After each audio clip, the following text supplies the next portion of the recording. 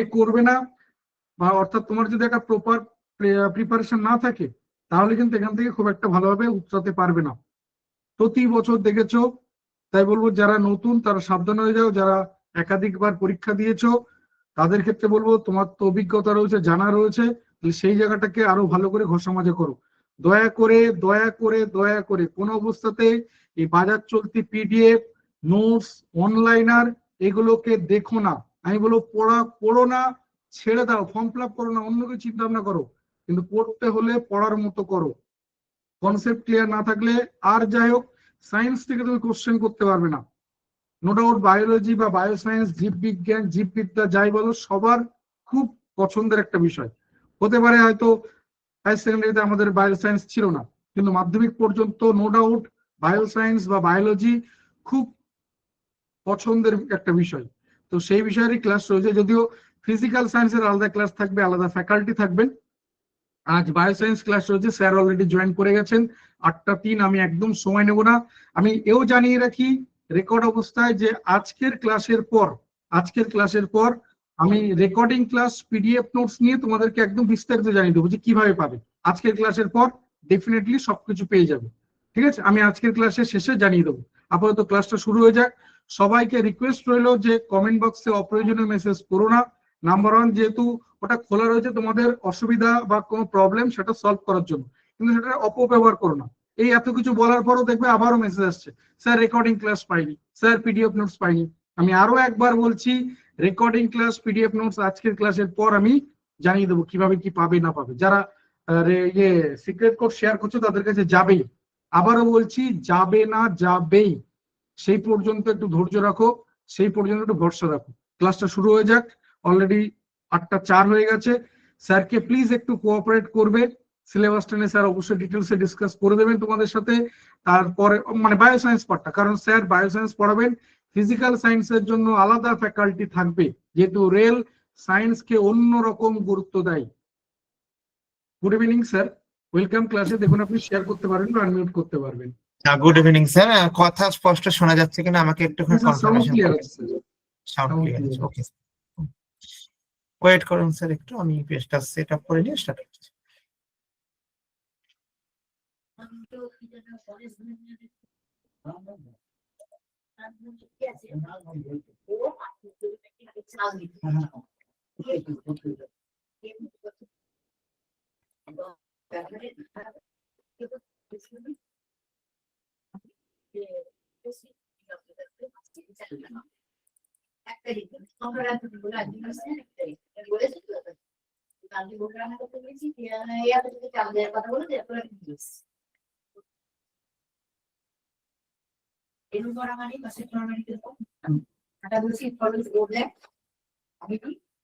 হ্যাঁ sir, screen দেখা যাচ্ছে sir. Okay sir, thank you sir for this. Sound আসছে কিছু স্যার, আপনার দিক থেকে বোধহয় কিছু সাউন্ড আসছে এক্সট্রা, দেখবেন স্যার। কথা না স্যার। ওকে, আচ্ছা, কোনো কি মানে কোনো নয়েজ বা আর কিছু আসছে আমার এদিকে এন থেকে? স্যার একটুখানি কনফার্মেশন করবেন। হ্যাঁ স্যার, সামান্য কিছু আসছে, মানে অন্য কোনো সাউন্ড, অন্য কোথা থেকে কোনো কথা আসছে, এরকম কিছু একটা আসছে, খুব সামান্য। ওকে স্যার, একটু হোল্ড করে দিন, আমি দেখছি অ্যারেঞ্জ করছি, একটু wait করুন।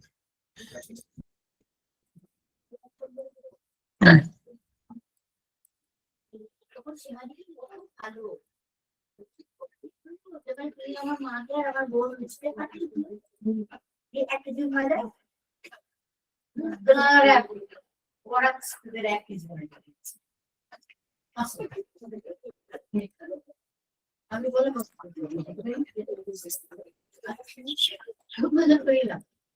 যারা বলতে তাদের যে মনে করে তাকে বলবো আর ওই নির্বাচন হবে তাকে ভুল বুঝের করে আমাকে বলে দিই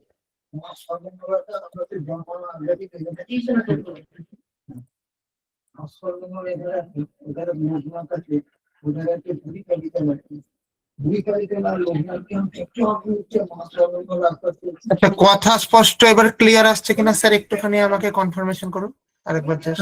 সাউন্ড ক্লিয়ার আছে, সাউন্ড ক্লিয়ার। এবার ক্লিয়ার আসছে, okay sir, thank you sir, thank you. Okay, এবং স্ক্রিনও দেখা যাচ্ছে তো স্যার? স্ক্রিন দেখা যাচ্ছে না স্যার? ওয়েট করুন স্যার, নেটওয়ার্ক এত ইস্যু হলে কি করা হবে? এবার স্যার স্ক্রিন দেখা যাচ্ছে? হ্যাঁ ঠিক আছে। Okay sir, thank you. আচ্ছা, আজকে তোমাদেরকে স্যার যেমনটি কথা বললেন, কি বললেন যে আমাদের রেলওয়েতে সায়েন্স হলো এক এবং অন্যতম একটি গুরুত্বপূর্ণ বিষয়, এবং সায়েন্সের মধ্যে যদি আমি পুরো পার্ট টু পার্ট তোমাকে দেখেছি বা পার্ট টু পার্ট সেই সিলেবাসকে নিয়ে আমি আলোচনা করেছি, তবে যেই জিনিসটা আমাদের মানে কি বলবো, যেই জিনিসটাকে ছাড়া আমরা ভাবতেই পারি না সায়েন্স, সেই জিনিসটার নাম হলো আমাদের বায়োলজি বা জীবন বিজ্ঞান। সেই জিনিসটার নামটা হলো কি আমাদের, সেই জিনিসটার নামটা হলো হচ্ছে আমাদের বায়োলজি বা জীবন বিজ্ঞান। ওকে, তো আমাদের এইখানটা করে কি হলো ব্যাপারটি, তো আমাদের বায়োলজিতে স্যার সিলেবাস কি কি আছে? বায়োলজিতে সিলেবাস যদি দেখেছি আমি, তাহলে প্রথম কথা হচ্ছে আমাদের সিলেবাস আছে হচ্ছে এনিমেল সেল বা প্রাণীকোষ। প্রাণীকোষ অর্থাৎ তুমি প্রাণী, আমি প্রাণী, তোমার দেহে যেই কোষ আছে, আমার দেহে যেই কোষ আছে, এই জিনিসগুলোকে নিয়ে যদি আমরা একত্রে একটা আলোচনা করি এবং সেই কোষের কি কি গুণ, কি কি বৈশিষ্ট্য ইত্যাদি প্রভৃতি নিয়ে যদি আমরা আলোচনা করি, তাহলে আমরা যে জিনিসটা পাবো তাকে আমরা কি বলবো, তাকে আমরা বলবো এনিমেল সেল বা প্রাণীকোষ। ঠিক আছে, নাম্বার 2 কি চলে আসে কি, স্যার আমাদের যে টোটাল সমগ্র পৃথিবী, অর্থাৎ এই পৃথিবীর যে জীবজগৎ, এই জীবজগৎকে আমরা 2 ভাগে ভাগ করতে পারি। তোমরা প্রত্যেকে জানো, একটাকে বলা হয় প্রাণী আর একটাকে বলা হয় উদ্ভিদ। তো এই যে উদ্ভিদ হলো, এই উদ্ভিদের দেহে যে যে কোষগুলি থাকে তাকে আমরা যে কথাটি বলবো তাকে আমরা বলবো হচ্ছে উদ্ভিদ কোষ। ঠিক আছে, এবার যদি আমাদের অনেকগুলি প্রাণী কোষ একত্রিত হয়ে যা গঠন করে তাকে আমরা কি বলবো, তাকে আমরা বলবো হচ্ছে কি আমাদের প্রাণী টিস্যু বলবো। তাকে আমরা কি বলবো বলো, তাকে আমরা প্রাণী টিস্যু বলবো। ঠিক আছে, এবং আমাদের কি বলবো, এবং আমাদের আর একটা জিনিসকে বলবো যে আমাদের যদি উদ্ভিদ অনেকগুলি কোষকে নিয়ে আমাদের যে জিনিসটা তৈরি হচ্ছে, সেই জিনিসটাকে আমরা কি বলবো, সেই জিনিসটাকে আমরা বলবো হচ্ছে কি না আমাদের উদ্ভিদ কলা বা প্লান্ট টিস্যু বলবো। অর্থাৎ আমাদের যদি একটা কোষকে নিয়ে আমরা আলোচনা করি তাহলে সেই জিনিসটাকে বলবো হচ্ছে যে প্রাণী কোষ, একাধিক কোষ নিয়ে আলোচনা করলে তাকে আমরা বলবো প্রাণী কলা। উল্টো ভাবে এটাও সত্যি যে স্যার আমি যদি একটা উদ্ভিদ কোষ নিয়ে আলোচনা করি তবে আমি কি বলবো, তবে আমি বলবো হচ্ছে কি, কি বলবো বলো, একটা জিনিসকে নিয়ে আলোচনা করলে তাকে বলবো উদ্ভিদ কোষ।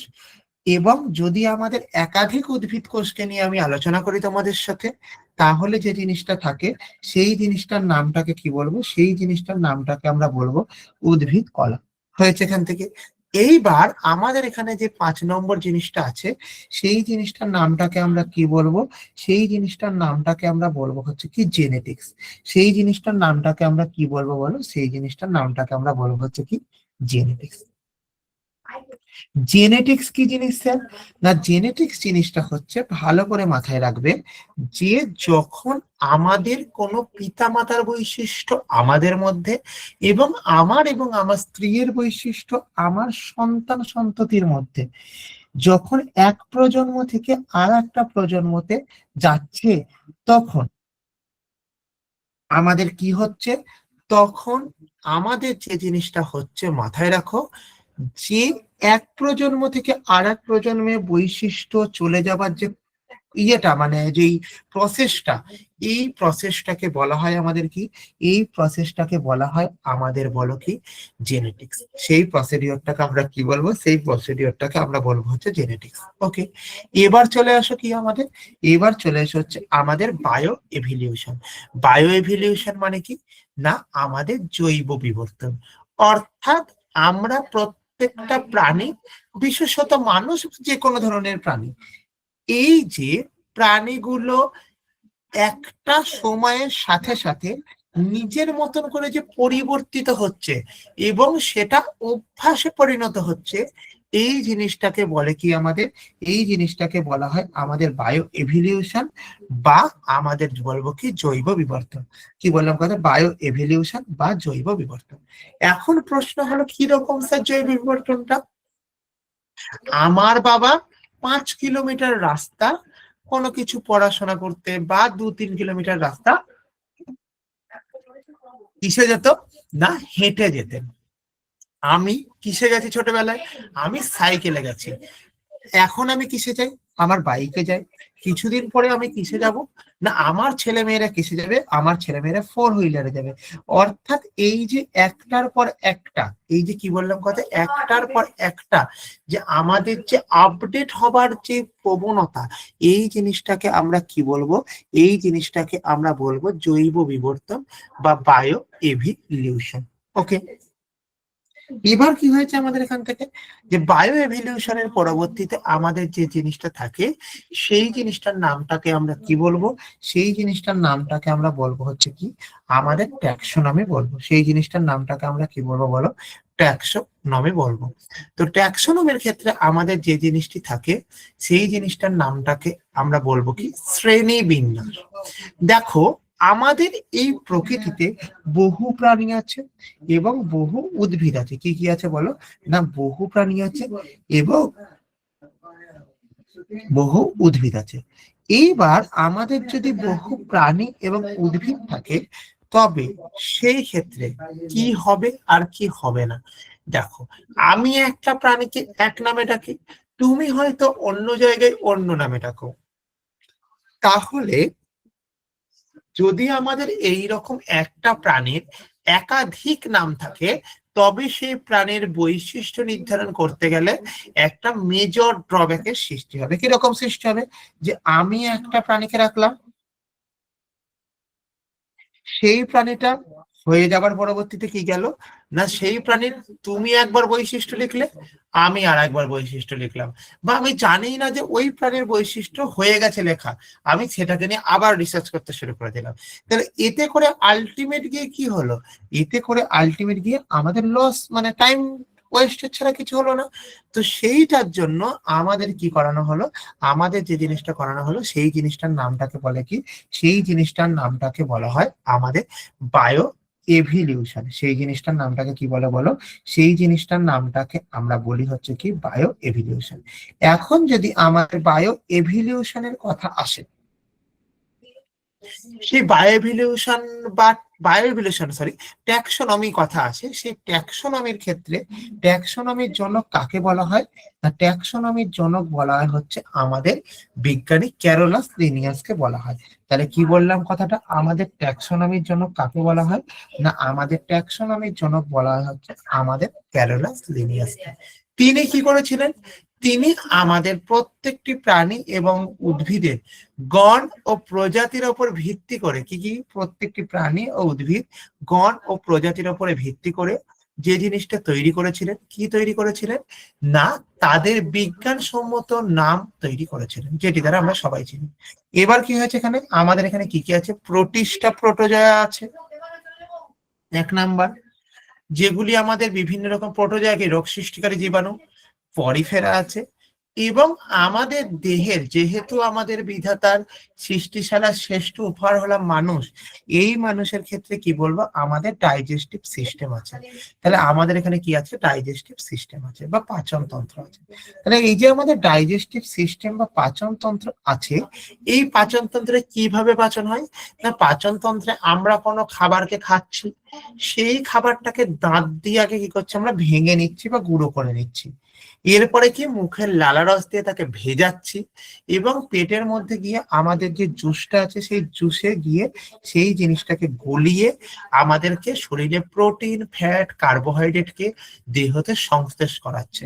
এই জিনিসটাকে আমাদের কি বলে, এই জিনিসটাকে আমাদের বলে হচ্ছে বলো কি না পাচন তন্ত্র বলে। এই জিনিসটাকে কি বলে, পাচন তন্ত্র বলে। ঠিক আছে, বুঝতে পেরেছো? এবার চলে এসো কোথায়, এবার চলে এসো আমাদের সার্কুলেটরি সিস্টেমে। সার্কুলেটরি সিস্টেম মানেটা কি স্যার, সার্কুলেটরি সিস্টেম মানে হলো আমাদের রক্ত সংবহন তন্ত্র। দেখো, আমাদের যখন রক্ত সংবহন তন্ত্রের কথা আসবে, তখন মাথায় রাখবে কি, যে আমাদের দেহের মধ্যে কি না রক্ত হলো আমাদের দেহের মেন ফ্লুইড। ওকে, তো এই যে রক্ত, রক্ত কেন আমাদের শরীরে চলাফেরা করে না স্যার, হৃৎপিণ্ড আমাদের সংকোচন ও প্রসারণ হয় বলে আমাদের রক্ত চলাফেরা করে। তো স্যার হৃৎপিণ্ড যে সংকোচন ও প্রসারণ হয় সেটা কিসের ভিত্তিতে হয়? না, মাথায় রাখবে যে হৃৎপিণ্ড যদি আমাদের সংকোচন হয় তাকে আমরা কি বলবো, এবং প্রসারণ হয় তাকে আমরা কি বলবো। দেখো, যেহেতু আমাদের হৃৎপিণ্ড সংকোচন হয় সেই জিনিসটাকে আমরা বলবো কি সিস্টোল, আর যখন আমাদের হৃৎপিণ্ড প্রসারণ হবে সেই জিনিসটাকে আমরা কি বলবো, সেই জিনিসটাকে আমরা বলবো হচ্ছে কি ডায়াস্টোল। তাহলে আমাদের এখানে কি জিনিস গেল, দুটো জিনিস গেল। একটা জিনিসের নাম গেল সিস্টোল, আর একটা যে জিনিস থাকলো সেই জিনিসটার নামটাকে আমরা কি বলবো, সেই জিনিসটার নামটাকে আমরা বলবো হচ্ছে ডায়াস্টোল। ক্লিয়ার হয়েছে এখান থেকে? এইবার আমাদের কি বলবো এখান থেকে, যে সিস্টোল এবং ডায়াস্টোল করলে কি হলো, রক্ত আমাদের সংবহন হলো। এইবার আমাদের যে রক্ত সংবহন হলো সেই রক্ত সংবহন হচ্ছে কিসের মাধ্যমে, সেই রক্ত সংবহন হচ্ছে আমাদের শিরা ও ধমনীর মাধ্যমে। তাহলে সেই রক্ত সংবহন হচ্ছে কিসের মাধ্যমে বলো, সেই রক্ত হচ্ছে সংবহন হচ্ছে আমাদের শিরা ও ধমনীর মাধ্যমে। এখন প্রশ্ন জিনিসটা কি, যে স্যার শিরার মধ্যে দিয়ে কি রক্ত প্রবাহিত হয়, না শিরার মধ্যে দিয়ে স্যার দূষিত রক্ত প্রবাহিত হয়। নাম্বার 2 কি, যে আমাদের ধমনীর মধ্যে দিয়ে কি রক্ত প্রবাহিত হয়, না ধমনীর মধ্যে দিয়ে আমার বিশুদ্ধ রক্ত প্রবাহিত হয়। এখন প্রশ্ন হলো যে আমাদের এই যে ধমনীর মধ্যে দিয়ে বিশুদ্ধ রক্ত প্রবাহিত হচ্ছে, এই ধমনীর মধ্যে দিয়ে যদি বিশুদ্ধ রক্ত প্রবাহিত হতে থাকে তবে সেই ক্ষেত্রে আমাদের এর কি কোনো ব্যতিক্রম আছে, এবং শিরার মধ্যে দিয়ে যদি দূষিত রক্ত প্রবাহিত হয় এর কি কোনো ব্যতিক্রম আছে কিনা। তাহলে মনে রাখবে যে হ্যাঁ, উভয় ক্ষেত্রেই আমার ব্যতিক্রম বর্তমান। যদি আমাদের শিরার আগে মহাশিরা কথাটি লেখা থাকে তবে উল্টো জিনিসটা হয়। মানেটা কিরকম, যেমন শিরার মধ্যে দিয়ে দূষিত রক্ত পরিবহন হয়, তাহলে মহাশিরার মধ্যে দিয়ে কি রক্ত প্রবাহিত হবে, না বিশুদ্ধ রক্ত প্রবাহিত হবে। দ্যাট মিনস আমি বলতে পারি যে আমাদের O2 যুক্ত রক্ত প্রবাহিত হবে। উল্টো ভাবে কি, উল্টো হচ্ছে আমাদের বিশুদ্ধ ধমনীর মধ্যে দিয়ে বিশুদ্ধ রক্ত প্রবাহিত হবে, কিন্তু যদি তার আগে মহাধমনী লেখা থাকে তার আগে দিয়ে দূষিত রক্ত প্রবাহিত হবে। তাহলে ইন জেনারেলি আমি যেটা তোমাকে দেখলাম সেটা হচ্ছে শিরা এবং ধমনীর মধ্যে কোনটার মধ্যে দিয়ে কি কি রক্ত প্রবাহিত হয় এবং কেন প্রবাহিত হয় ইত্যাদি প্রভৃতি নিয়ে তোমাদের এখানে আলোচনা করানো হলো। ঠিক আছে, বুঝতে পেরেছো? তোমাদের এখানে কি করানো হয়, তোমাদের এখানে আলোচনা করা হলো। হুম, এবার কি আছে, এবার আমাদের এখান থেকে যে জিনিসটা আছে সেই জিনিসটার নামটা কি, সেই জিনিসটার নামটা হচ্ছে কি, যে আমাদের রক্ত যখন থাকছে, আমাদের কি থাকছে না, আমাদের রক্ত যখন থাকছে এই রক্তকে আমরা কিসের ভিত্তিতে, অ্যান্টিজেন এবং অ্যান্টিবডির উপরে ভিত্তি করে রক্তকে মেনলি আমরা 4 ভাগে ভাগ করতে পারি। কি কি, না একটার নাম হলো এ, একটার নাম হলো বি, একটার নাম হলো এবি, আর একটার নাম হলো হচ্ছে আমাদের ও। কি হয়েছে, একটা কি বললাম বলো আমাদের, একটার নাম হলো এ, একটার নাম হলো হচ্ছে বি, একটার নাম এবি, আর একটার নাম হচ্ছে কি বলো, না ও।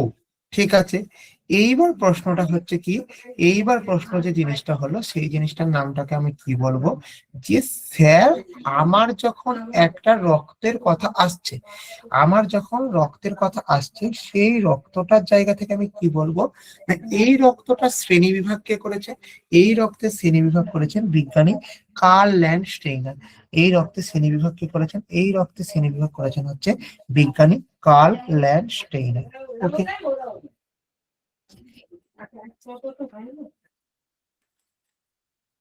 বিজ্ঞানী কার্ল ল্যান্ডস্টাইনার। ওকে, এবং এই যে রক্তের শ্রেণীবিভাগ হয়েছে এই শ্রেণীবিভাগ পদ্ধতিকে কি বলা হয়, এই রক্তের শ্রেণীবিভাগ পদ্ধতিকে বলা হয় কি, আমাদের এবিও পদ্ধতি বলা হয়। তোমাদের যে রক্তের শ্রেণীবিভাগ পদ্ধতি একে বলা হয় এবিও পদ্ধতি। এবং রক্তের মধ্যে আমাদের রক্ত রস আছে, রক্ত কণিকা আছে, এবং এই রক্ত কণিকাকে তোমরা জানো প্রত্যেকে যে রক্ত কণিকাকে মেনলি 3 ভাগে ভাগ করা যায়। কি কি ভাগে, না আমাদের লোহিত রক্ত কণিকা, শ্বেত রক্ত কণিকা এবং অনুচক্রিকা। লোহিত রক্ত কণিকা, শ্বেত রক্ত কণিকা এবং অনুচক্রিকা। ক্লিয়ার হয়েছে এখান থেকে?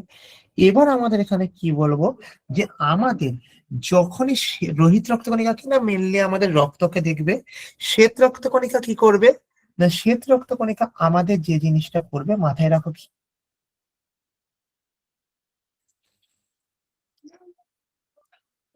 শ্বেত রক্তকণিকা কি করবে না, শ্বেত রক্তকণিকা আমাদের যে জিনিসটা করবে সেই জিনিসটাকে আমরা বলবো কি, যে ভালো করে মাথায় রাখো, শ্বেত রক্তকণিকা যেটা করবে সেটা আমাদের দেহের রোগ প্রতিরোধ ক্ষমতা গড়ে তুলবে। এবং অনুচক্রিকা কি করবে না, আমাদের যদি কোনো স্থান কেটে যায় বা ক্ষত হয় তবে সেইখানে কি হবে না, সেইখানে আমাদের যে জিনিসটা হবে সেটা হচ্ছে আমাদের রক্ত তঞ্চনের সহায়তা করবে। কি করবে, রক্ত তঞ্চনের সহায়তা করবে। ক্লিয়ার হলো না, হলো না বলো? এবার আমাদের কি জিনিস থাকলো না, এবার আমাদের যে জিনিসটা থাকলো সেই জিনিসটার নামটাকে আমরা কি বলবো, সেই জিনিসটার নামটাকে আমরা বলবো হচ্ছে কি আমাদের রেসপিরেটরি সিস্টেম বা শ্বসন তন্ত্র। দেখো আমাদের দেহের মধ্যে যেমন সার্কুলেটরি সিস্টেম ইম্পর্টেন্ট, তেমনই আমাদের এখানে কিন্তু শ্বসন তন্ত্র ইম্পর্টেন্ট। ওকে, এবার কি হয়েছে এখান থেকে, যে শ্বসন তন্ত্রের আমাদের কতগুলি ভাগ, তাহলে শ্বসন তন্ত্রের মেইনলি আমাদের দুটি ভাগ। একটার নামটাকে বলা হয় গ্লাইকোলাইসিস, আর একটার নামটাকে আমরা কি বলবো, আর একটার নামটাকে আমরা বলবো হচ্ছে কি ক্রেবস চক্র। গ্লাইকোলাইসিস আমাদের কোথায় হয় না, গ্লাইকোলাইসিস হয় হচ্ছে আমাদের সাইটোপ্লাজমের সাইটোসেলে হয়, তাই তো? কি বললাম কথা এখান থেকে, গ্লাইকোলাইসিস আমাদের কোথায় হয় না, গ্লাইকোলাইসিস হয় হচ্ছে আমাদের সাইটোপ্লাজমের সাইটোসেলে হয়। ক্রেবস চক্র কোথায় হয় না, আমাদের মাইটোকন্ড্রিয়াতে হয়। তাহলে রেসপিরেটরি সিস্টেম বা শ্বসনতন্ত্র এটাও কিন্তু আমাদের দেহের একটা one of the most important part. Okay, এরপরে চলে এসো আমাদের এক্সক্রিকেটরি সিস্টেম বা রেচনতন্ত্র। দেখো এক্সক্রিকেটরি সিস্টেম বা রেচনতন্ত্রের কথা যদি আমি বলেছি তোমাকে, তবে সেখানে আমি কি কি পাবো এবং কি কি পাবো না। এক নম্বর কি পাবো আমার এখান থেকে না, এক নম্বর যে জিনিসটা পাবো সেই জিনিসটার নামটা কি, সেই জিনিসটার নামটা হচ্ছে আমার, মনে রাখো, যে আমাদের মানুষরা যা যা খাবার খায় সেই খাবারের মধ্যে থেকে যেটুকুনি প্রোটিন, ফ্যাট, কার্বোহাইড্রেট ইত্যাদি প্রভৃতি সমস্ত কিছু থাকছে, সেই জিনিসগুলো তো থাকলোই, সেইগুলোকে নিয়ে কোনো অসুবিধা নেই, যেগুলি আমাদের দেহের সংশ্লেষ হলো। বাট আমাদের দেহে ওই খাদ্যের বাইরেও যেটি আমাদের অপাচ্য অংশ থাকছে, যেটি আমাদের অপাচ্য অংশ থাকছে, সেই অপাচ্য অংশটাকে আমরা কি বলবো, দেহ থেকে যে নিষ্কাশন করে দিই, এই অপাচ্য অংশের দেহ থেকে নিষ্কাশন করে দেওয়ার যে প্রসিডিওর বা পদ্ধতি, সেটাকে আমরা কি বলবো, সেটাকে আমরা বলবো রেচন তন্ত্র। এইবার আমাদের যখন রেচন তন্ত্রের কথা আসবে, এই রেচন তন্ত্রের মধ্যে প্রথমে মনে রাখবে যে আমাদের যে প্রধান রেচনতন্ত্র, সেই প্রধান রেচনতন্ত্রের প্রধান রেচন অঙ্গ যে, তার নাম হলো কি আছে, তার নাম হলো আমাদের বৃক্ক। তাহলে আমাদের এখান থেকে কি বলবো, তার নামটা কি হলো আমাদের বৃক্ক। এইবার আমাদের যদি এই বৃক্কের কথা থেকে থাকে, তবে সেই ক্ষেত্রে মনে রাখবে কি, যে আমাদের বৃক্কের কি না, বৃক্ষের গঠনগত কার্যগত এককের নাম কি, নেফ্রন। এবং আমি যদি জিজ্ঞাসা করেছি যে আমাদের দেহের বৃহত্তম রেচন অঙ্গের নাম কি, তাহলে এখানে কি উত্তর দেবে, তাহলে এখান থেকে উত্তর দেবে হচ্ছে আমাদের ত্বক। তাহলে ত্বক হলো আমাদের বৃহত্তম রেচন অঙ্গ। ত্বক হলো কি আমাদের, ত্বক হলো আমাদের বৃহত্তম রেচন অঙ্গ। ঠিক আছে, বুঝতে পেরেছো? ক্লিয়ার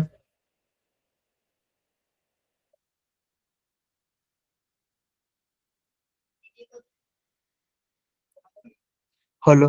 এবার চলে এসো কি নার্ভাস সিস্টেম। নার্ভাস সিস্টেম বা স্নায়ুতন্ত্র জিনিসটা কি, নার্ভাস সিস্টেম বা স্নায়ুতন্ত্রের যে জিনিসটা হচ্ছে কি, যে আমার দেহের মধ্যে আমাদের কি করা উচিত, কি করা উচিত না, সেই জিনিসগুলোকে নিয়ে যদি আমি তোমার সঙ্গে ডিল করেছি বা তোমার সঙ্গে কথা বলেছি, সেই যে জিনিসটা থাকবে সেই জিনিসটাকে আমরা কি বলবো, সেই জিনিসটাকে আমরা বলবো হচ্ছে আমাদের নার্ভাস সিস্টেম বলবো। সেই জিনিসটাকে এবার নার্ভাস সিস্টেম বলবো। এই যে নার্ভাস সিস্টেম থাকলো, এই নার্ভাস সিস্টেমের গঠনগত কার্যগত একক কি, না আমাদের এই স্নায়ুতন্ত্রের গঠনগত কার্যগত এককের নামটা হচ্ছে কি আমাদের, বলো নিউরন। তাহলে আমাদের স্নায়ুতন্ত্রের গঠনগত কার্যগত একক কি, গঠনগত কার্যগত একক হচ্ছে আমাদের নিউরন। ক্লিয়ার হলো? এবার আমাদের যে প্রশ্নটি আসছে সেই প্রশ্নটি কি, যে আমাদের এই যদি একটা নিউরনকে দেখেছি, তবে সেই নিউরনে আমাদের কি হবে, সেই নিউরনে আমাদের কি কি অংশ থাকবে। তাহলে আমাদের এখান থেকে কি বলবো, সেই নিউরনে আমার কি কি অংশ থাকবে।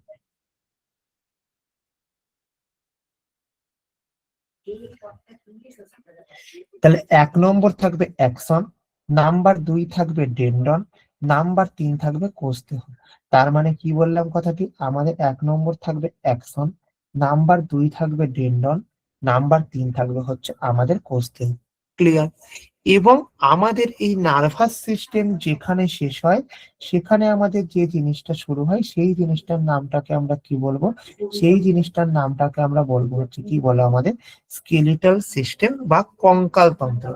অর্থাৎ আমি যদি তোমাকে টোটালটাকে দেখেছি এবং দেখার পরবর্তীতে কি করেছি, দেখার পরবর্তীতে আমি তোমার দেহ থেকে সমস্ত রকমের রক্ত মাংসকে আলাদা করে ফেলেছি, সমস্ত রকমের রক্ত মাংসকে আলাদা করে ফেলেছি। তবে সেই যে রক্ত মাংসকে আলাদা করে ফেলার পরে তোমার দেহে যে হাড়ের স্ট্রাকচারটি থাকছে, তোমার দেহে যে হাড়ের স্ট্রাকচারটি থাকছে, এই জিনিসটাকে আমরা কি বলবো, এই জিনিসটাকে আমরা বলবো হচ্ছে কি না আমাদের স্কেলিটাল সিস্টেম বা কঙ্কাল তন্ত্র। অর্থাৎ তোমার দেহের অস্থির যে স্ট্রাকচার সেটা। ক্লিয়ার হয়েছে এখান থেকে? এরপরে কি চলে আসে, এরপরে চলে আসে আমাদের এন্ডোক্রাইন সিস্টেম। এরপরে যে জিনিসটা চলে আসে সেই জিনিসটার নামটাকে কি বলবো, এন্ডোক্রাইন সিস্টেম। এন্ডোক্রাইন সিস্টেমে কি বলবো আমাদের এখান থেকে ভালো করে বোঝার চেষ্টা করো। দেখো এন্ডোক্রাইন সিস্টেমের যদি আমি দেখেছি তোমার সঙ্গে কথা বলে, তাহলে এখান থেকে আমি যে জিনিসটা পাবো সেই জিনিসটার নামটা কি, 1 নম্বর যে আমাদের দেহের আবেগ, কোনো কিছু একটা চেতনা, বুদ্ধি, জ্ঞান, মন খারাপ, ভালো লাগা ইত্যাদি প্রভৃতি যেই জিনিসটা দ্বারা কন্ট্রোল হয় সেই জিনিসটাকে আমাদের কি বলবো, সেই জিনিসটাকে আমরা বলবো হচ্ছে কি আমাদের এন্ডোক্রাইন সিস্টেম। এই এন্ডোক্রাইন সিস্টেমের মধ্যে আমাদের যে জিনিসটা থাকছে সেই জিনিসটাকে আমরা কি বলবো না আমাদের আবেগ কন্ট্রোল করে হচ্ছে এইটা। কে কন্ট্রোল করে না, আবেগ কন্ট্রোল করে হচ্ছে এইটা। ক্লিয়ার হলো এখান থেকে? এর পরবর্তীতে আমাদের যে জিনিসটি থাকে তাকে বলা হয় কি, তাকে বলা হয় আমাদের রিপ্রোডাক্টিভ সিস্টেম। তাহলে দেখো আমাদের যে রিপ্রোডাক্টিভ সিস্টেম আমাদের নিজেদের অস্তিত্বকে বজায় রাখার জন্য, আমাদের নিজেদের অস্তিত্বকে কি করার জন্য, নিজেদের অস্তিত্বকে বজায় রাখবার জন্য আমাদের যেই পদ্ধতিটা এক এবং অন্যতম জরুরি সেই জিনিসটাকে আমাদের কি বলবো, সেই জিনিসটাকে আমরা বলবো হচ্ছে আমাদের বলো রিপ্রোডাক্টিভ সিস্টেম। এইবার আমাদের যখন রিপ্রোডাক্টিভ সিস্টেমের কথা আসছে, এই রিপ্রোডাক্টিভ সিস্টেমকে মেনলি আমরা কত ভাগে ভাগ করতে পারি না, এই রিপ্রোডাক্টিভ সিস্টেমকে মেনলি আমরা 4 ভাগে ভাগ করতে পারি। কি কি ভাগে ভাগ করতে পারি? 1 নম্বরের নামটাকে বলে অঙ্গজ জনন, নাম্বার 2 এর নামটাকে কি বলবো আমাদের অযৌন জনন, নাম্বার 3 এর নামটাকে বলবো যৌন জনন, নাম্বার 4 এর নামটাকে আমরা বলবো অপুংজনী জনন। অর্থাৎ আমাদের কি হয়েছে, আমাদের এই রকমের 4 রকমের জনন পদ্ধতিকে দেখা যায়, আমাদের এইরকম 4 রকমের জনন পদ্ধতিকে দেখা যায়। এর মধ্যে আমাদের মোস্ট কমপ্লিকেটেড, এর মধ্যে আমাদের কি হয়েছে, এর মধ্যে আমাদের যদি মোস্ট কমপ্লিকেটেড যে জনন পদ্ধতি আছে এবং মোস্ট ইম্পর্টেন্ট জনন পদ্ধতি আছে সেই জিনিসটার নামটাকে আমরা কি বলবো, সেই জিনিসটার নামটাকে আমরা বলবো হচ্ছে 1 নম্বর কি বলবো, যৌন জনন। যেটি কাদের দেখা যায়, যেটি আমাদের মতো উন্নতশীল মানুষদের দেখা যায়, যেটি আমাদের মতো উন্নতশীল মানুষদেরকে দেখা যায়। ক্লিয়ার না, ক্লিয়ার না? বুঝতে পারলে? এবার আমাদের যে জিনিসটা আসছে সেই জিনিসটার নামটা কি, সেই জিনিসটার নামটাকে আমরা বলবো হচ্ছে কি ব্যাকটেরিয়া। ব্যাকটেরিয়া তো জানোই, ব্যাকটেরিয়া কি আমাদের এখান থেকে। নাম্বার 2 জিনিসটা কি আসছে আমাদের বলো, ফাঙ্গি বা ছত্রাক। নাম্বার 3 কি আছে, নাম্বার 3 হচ্ছে আমাদের অ্যালগি। নাম্বার 3 হচ্ছে কি বলবো এখান থেকে, নাম্বার 3 হচ্ছে আমাদের ভুলে গেল, অ্যালগে বা শৈবাল, অ্যালগে বা শৈবাল। তাহলে আমাদের এখানে কি হলো, টোটাল এখানে আমরা 20টা চ্যাপ্টার পড়ালাম। তাহলে তখন আমরা কি করলাম, এতক্ষণ ধরে 20টা চ্যাপ্টার সম্বন্ধে তোমাদেরকে একটা আলোচনা করানো হলো। তাহলে এই যে 20টা চ্যাপ্টার সম্বন্ধে আলোচনা করানো হলো, তো এই 20টা চ্যাপ্টারের কি আমাদের বায়োলজি সব? উত্তর হবে না, কখনোই না। তবু আমি তোমাকে এইটুকুনি বলতে পারি যে যদি তুমি এই 20টা চ্যাপ্টারকে ঠিকঠাক ভাবে প্রপার ওয়েতে নোট মেনটেন করেছো, তবে কিন্তু তুমি তোমার এক্সামের পেপারে অ্যাবভ 95% কোশ্চেন কিন্তু তুমি এই 20টা চ্যাপ্টার থেকেই পাবে। অর্থাৎ প্রথমত আমাদের কাছে 20টা কেন, আমরা 200টা চ্যাপ্টার পড়বো স্যার, কোনো অসুবিধা নেই, চলো। বাট অ্যাট ফার্স্ট আমরা প্রপার ওয়েতে ভালোভাবে অ্যাকচুয়াল অথেন্টিক নোট এবং অথেন্টিক গাইডলাইন দিয়ে আমরা আগে 20টা চ্যাপ্টারকে উইথ এমসিকিউ শেষ করব, এবং উইথ এমসিকিউ শেষ করবার পরবর্তীতে আমরা কি করব না, আমরা এই জিনিসটাকে অন্যান্য যে চ্যাপ্টার আছে সেই চ্যাপ্টার গুলো পড়বো। ওকে, চলো তাহলে এইটুকুনি আমাকে বলো একবার যে সিলেবাস রিগার্ডিং কারোর কোনো বুঝতে অসুবিধা আছে কিনি, একটু কমেন্ট করে আমাকে জানাবে প্রত্যেকে।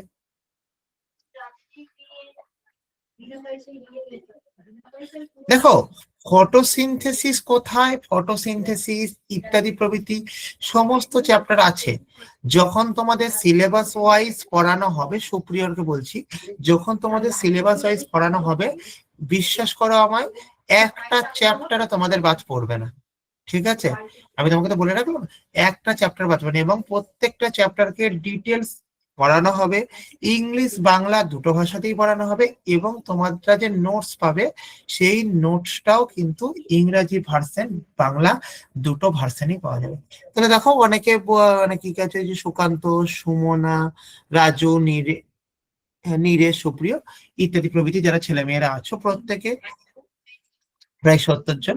তো এই প্রত্যেকটা ছেলে মেয়ে বলছে ঠিক আছে, তো চলো আজকে আমরা তাহলে একটা চ্যাপ্টারকে নিয়ে কিছু আলোচনা করি। তাহলে কিছু আলোচনা বলতে কিরকম স্যার, তাহলে চলুন আজকে সোজা কথা স্যার, আমি মানুষ আপনি মানুষ, আমার দেহ জানিয়ে তৈরি, আপনার দেহ জানিয়ে তৈরি, সেই জিনিসটার নামটাকে আমরা যেটা বলি কোষ, সেই কোষ নিয়ে আমরা একটু পড়াশোনা করি।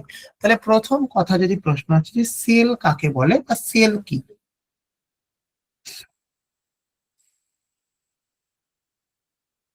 যদি আমার কাছে প্রশ্ন আসছে সেল কাকে বলে বা সেল কি, তাহলে কি বলবো এখান থেকে আমাকে? প্রথম কথা 1 নম্বর, সেল কাকে বলে, তাহলে এখানে সেল বলে হচ্ছে কি যে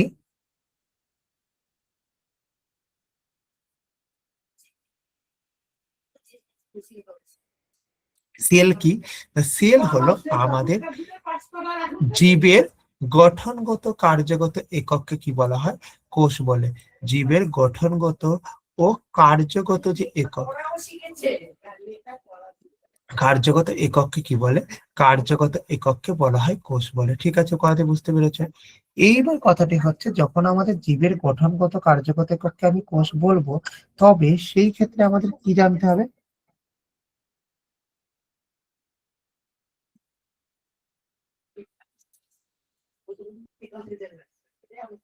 কি হবে না, এর আমাদের দুটো বৈশিষ্ট্য হবে। একটা বৈশিষ্ট্যের নামটা কি?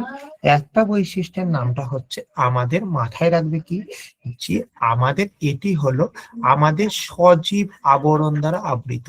এটি আমাদের কি না, এটি হলো সজীব আবরণ দ্বারা আবৃত। ঠিক আছে, এবং আর একটা যে জিনিস আছে সেই জিনিসটা দ্বারা নামটা কি, এই জিনিসটার নামটাকে আমাদের কি বলবো এখান থেকে? প্রোটোপ্লাজম সম্মিলিত। এই জিনিসটার আর একটার নামটাকে কি বলবো আমাদের? প্রোটোপ্লাজম সম্মিলিত। অর্থাৎ আমি যদি দুটো জিনিসকে তোমার সঙ্গে দেখেছি, কি কি দেখেছি?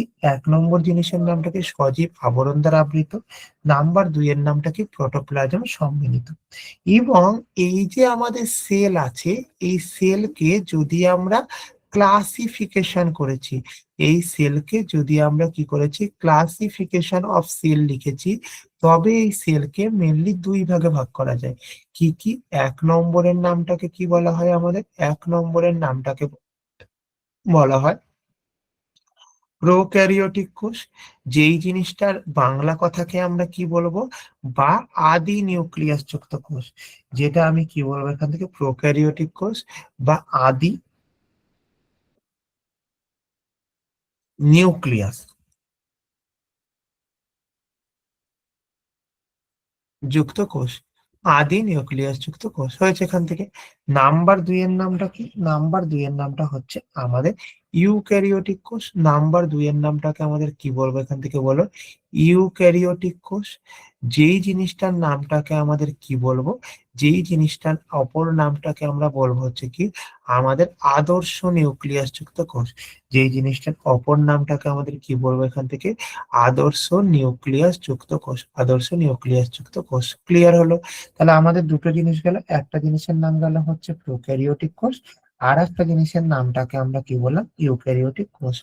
এইবার আমাদের যখন প্রোক্যারিওটিক কোষের কথা থাকছে এবং ইউক্যারিওটিক কোষের কথা থাকছে, তখন আমাদের এই প্রোক্যারিওটিক কোষ এবং ইউক্যারিওটিক কোষের যদি আমি ডিফারেন্স জানতে চেয়েছি, কার কাছে, না তোমার কাছে, তাহলে তুমি কি উত্তর দেবে? তাহলে কি করবে, তাহলে তুমি কি উত্তর দেবে? তাহলে 1 নম্বর যে ব্যাপারটি থাকলো, প্রথম জায়গাটা করে বোঝার চেষ্টা করো। দেখো কি, তাহলে এখানে হেডিং লেখো কি বলে। দেখো এইটা কি, তাহলে এইটা হচ্ছে আমাদের একটা কোষের স্ট্রাকচার। কোষের স্ট্রাকচারের মধ্যে কি কি আছে, না আমাদের ওপরের দিকে তাকাও, দেখো ওপরের দিকে তাকাও, নিউক্লিয়াস আছে এবং নিউক্লিয়ার এনভেলপ আছে, নিউক্লিয়ার পোর আছে, এবং এই জায়গাটা করে যে জিনিসটা আছে সেই জিনিসটার নামটাকে কি বলে, সেই জিনিসটার নামটাকে আমরা বলি হচ্ছে রাফ এন্ডোপ্লাজমিক রেটিকুলাম বলে। সেই জিনিসটার নামটাকে কি বলে বলো, রাফ এন্ডোপ্লাজমিক রেটিকুলাম বলে। হয়েছে এখান থেকে। এর নিচে কি আছে আমাদের, এর নিচে আমাদের যে জিনিসটা আছে সেই জিনিসটাকে বলে কি আমাদের স্মুথ এন্ডোপ্লাজমিক রেটিকুলাম। এই জিনিসটার নামটা কি বলে বলো, স্মুথ এন্ডোপ্লাজমিক রেটিকুলাম বলে। হয়েছে। এবং আমাদের এই যে কোষ আছে, কোষ থেকে ছোট ছোট প্রবর্ধকের মতো বিভিন্ন অংশ বেরোয়। এই জিনিসটাকে কি বলে, এই জিনিসটাকে বলা হচ্ছে কি আমাদের বলো, সিলিয়া।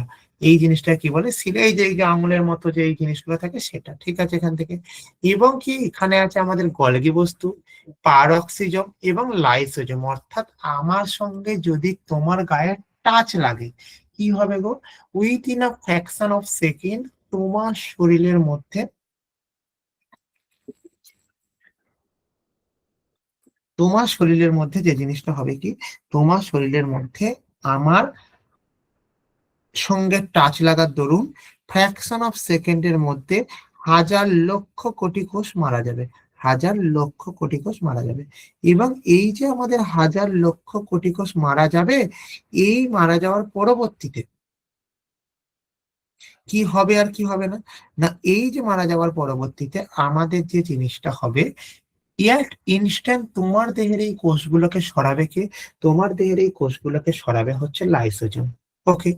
এবং এই লাইসোজোমের নিচে কি আছে আমাদের, পরে গিয়ে দেখো মাইক্রোটিউবুল, এবং যেটা আছে সেই জিনিসটার নামটাকে আমরা কি বলবো, সেই জিনিসটার নামটাকে আমরা বলবো হচ্ছে, বলো মাথায় রাখো, যে আমাদের মাইটোকন্ড্রিয়া।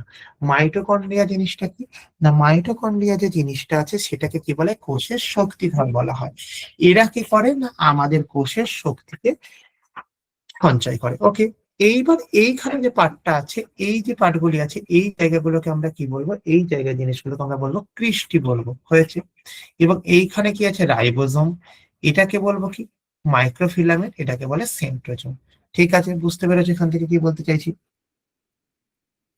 হলো। তাহলে এবার আমি যদি তোমাকে জিজ্ঞাসা করেছি যে আমাদের প্রোক্যারিওটিক এবং ইউক্যারিওটিক কোষের মধ্যে পার্থক্য কি, ঠিক আছে, তাহলে কি কি বলবে, কি কি বলবে? তাহলে প্রথম কথা তোমরা এখানে হেডিং লেখো, কি বলে হেডিং লেখো, যে আমাদের প্রোক্যারিওটিক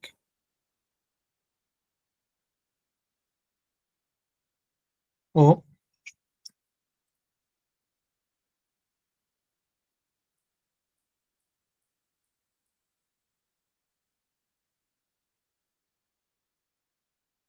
ইউক্যারিওটিক কোষের পার্থক্য। তাহলে কিসের কিসের পার্থক্য, না আমাদের প্রোক্যারিওটিক ও ইউক্যারিওটিক কোষের পার্থক্য।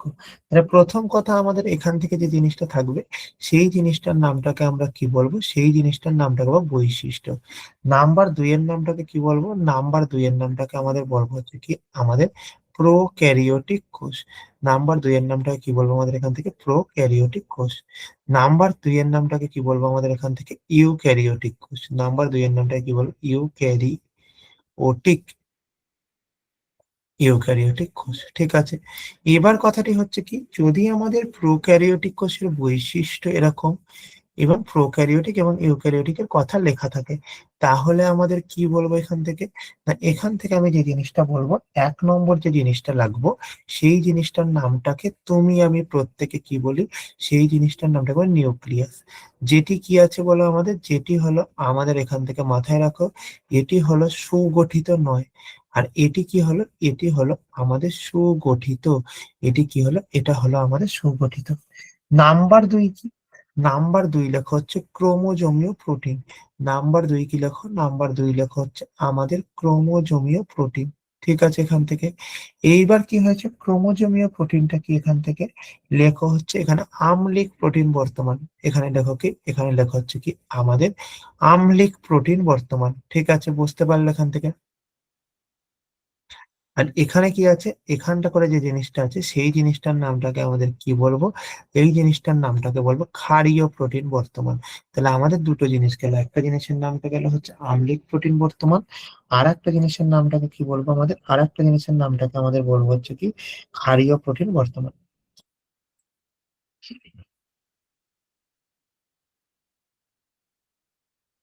ক্লিয়ার না? ক্লিয়ার না? এবার আমাদের কি হয়েছে এখান থেকে? এবার আমাদের 3 নম্বর যে জিনিসটা হয়েছে কি? 3 নম্বর যে জিনিসটা হয়েছে কি আমাদের এখান থেকে মাথায় রাখা হচ্ছে কি, যে পর্দাবৃত অঙ্গাণু। পর্দাবৃত অঙ্গাণুটা নট ইম্পর্টেন্ট। এখান থেকে নাম্বার 3 কি লেখো? নাম্বার 3 লেখো হচ্ছে রাইবোজোম। দেখো মাথায় রাখবে, আমাদের এই যে প্রোক্যারিওটিক কোষ, এই প্রোক্যারিওটিক কোষের রাইবোজোম হচ্ছে আমাদের 70s প্রকৃতির, এবং আমাদের এই যে ইউক্যারিওটিক কোষ, এর রাইবোজোম হচ্ছে 80s প্রকৃতির। নাম্বার 4, এর আমাদের কি আছে? কোষ প্রাচীর। কোষ প্রাচীর আমাদের কিরকম? না, কোষ প্রাচীর হচ্ছে আমাদের কি হয়েছে না, এমনি ইন জেনারেলি থাকে না। এটা যদিও থাকে, সেটা কি দ্বারা গঠিত? সেটি হলো আমাদের মিউকোপেপটাইড দ্বারা গঠিত। এটি কি দ্বারা গঠিত? এটি হলো আমাদের মিউকোপেপটাইড দ্বারা গঠিত হয়েছে এখান থেকে। এবং এটি আমাদের কি দ্বারা গঠিত? এটি হচ্ছে আমাদের সেলুলোজ দ্বারা গঠিত। এটি কি দ্বারা গঠিত? এটি হচ্ছে আমাদের সেলুলোজ দ্বারা গঠিত। নাম্বার 5, নাম্বার 5 কি আছে বলো? নাম্বার 5 হচ্ছে আমাদের কোষ প্রাচীর। এই কোষ প্রাচীরটা আমাদের কি প্রকারের? এই কোষ প্রাচীরটা হচ্ছে আমাদের অ্যামাইটোসিস প্রকৃতির। আর এইটা হচ্ছে আমাদের কি প্রকৃতির? এটা হচ্ছে আমাদের, মাথায় রাখো, এটি হচ্ছে আমাদের মাইটোসিস ও মিওসিস প্রকৃতির। এটি কি প্রকৃতির? মাইটোসিস ও মিওসিস প্রকৃতির। তাহলে ইন জেনারেলি আমরা যে জিনিসটাকে দেখলাম বা শিখলাম, সেটা কি দেখলাম বা কি শিখলাম? না, আমরা যে জিনিসটাকে দেখলাম, প্রোক্যারিওটিক এবং ইউক্যারিওটিক কোষের মধ্যে টোটাল পার্থক্যটা। ঠিক আছে। এবার প্রশ্ন হচ্ছে যে, স্যার আমি মানুষ, আপনি মানুষ, এই আমার আপনার দেহে, আমরা তো উন্নত জীব, তাহলে আমাদের দেহে কোন কোষ আছে স্যার? না, আমাদের দেহে মেনলি ইউক্যারিওটিক কোষ আছে। আমাদের দেহে কোন ধরনের কোষ আছে বলো? আমাদের দেহে ইউক্যারিওটিক কোষ আছে। এইবার আমাদের দেহে যদি ইউক্যারিওটিক কোষ থেকে থাকে, তবে সেই ক্ষেত্রে ইউক্যারিওটিক কোষকে যদি আমি দেখেছি, সেই ইউক্যারিওটিক কোষের মোস্ট ইম্পর্টেন্ট পার্ট কি? ইউক্যারিওটিক কোষের মোস্ট ইম্পর্টেন্ট পার্টের নামটাকে আমরা কি বলবো? মোস্ট ইম্পর্টেন্ট পার্টের নামটাকে আমরা বলবো ক্রোমোজোম। ইউক্যারিওটিক কোষের মোস্ট ইম্পর্টেন্ট পার্টের নামটাকে আমরা কি বলবো? মোস্ট ইম্পর্টেন্ট নামটাকে বলবো আমরা ক্রোমোজোম বলবো। ক্লিয়ার হয়েছে এখান থেকে? এবার কি হয়েছে আমাদের এখানে, যে ক্রোমোসোম যদি দেখেছি, ক্রোমোসোম সম্বন্ধে আমরা প্রথম একটা একটা করে কথা আলোচনা করছি। কি কি? না, 1 নম্বর যে কথাটি আছে, 1 নম্বর কথা দেখো, এটি নিউক্লিয়াসের ক্রোমাটিন জালিকা থেকে উৎপন্ন। এটি কোথা থেকে উৎপন্ন? এটি হলো নিউক্লিয়াসের কোথা থেকে? না, ক্রোমাটিন জালিকা থেকে উৎপন্ন। ক্রোমাটিন জালিকা থেকে উৎপন্ন। এটি নিউক্লিয়াসের কোথা থেকে উৎপন্ন? এটি নিউক্লিয়াসের ক্রোমাটিন জালিকা থেকে উৎপন্ন হয়েছে। এখান থেকে বুঝতে পেরেছো? নাম্বার 2, নাম্বার 2 জিনিসটা কি আমাদের? এটা নাম্বার 2 হচ্ছে, এটি আমাদের কি কি দ্বারা গঠিত? এটি আমাদের নিউক্লিক অ্যাসিড ও প্রোটিন দ্বারা গঠিত। এটি আমাদের কি কি দ্বারা গঠিত? এটি আমাদের যে জিনিসটি আছে, 1 নম্বরের নামটাকে বলে নিউক্লিক অ্যাসিড, নাম্বার 2 এর নামটাকে বলবো কি প্রোটিন। এই দুটি দ্বারা আমাদের গঠিত। নাম্বার 3, এর যে শেপ, এর শেপটা কিরকম? এর শেপটা হচ্ছে আমাদের সূত্রাকার বা দণ্ডাকার। এর যে শেপ, এই শেপটা কিরকম? সূত্রাকার বা দণ্ডাকার হয়েছে। এবং নাম্বার 4 এর কাজ কি? এর কাজ হচ্ছে আমাদের বংশগত বৈশিষ্ট্য পরিবহন করা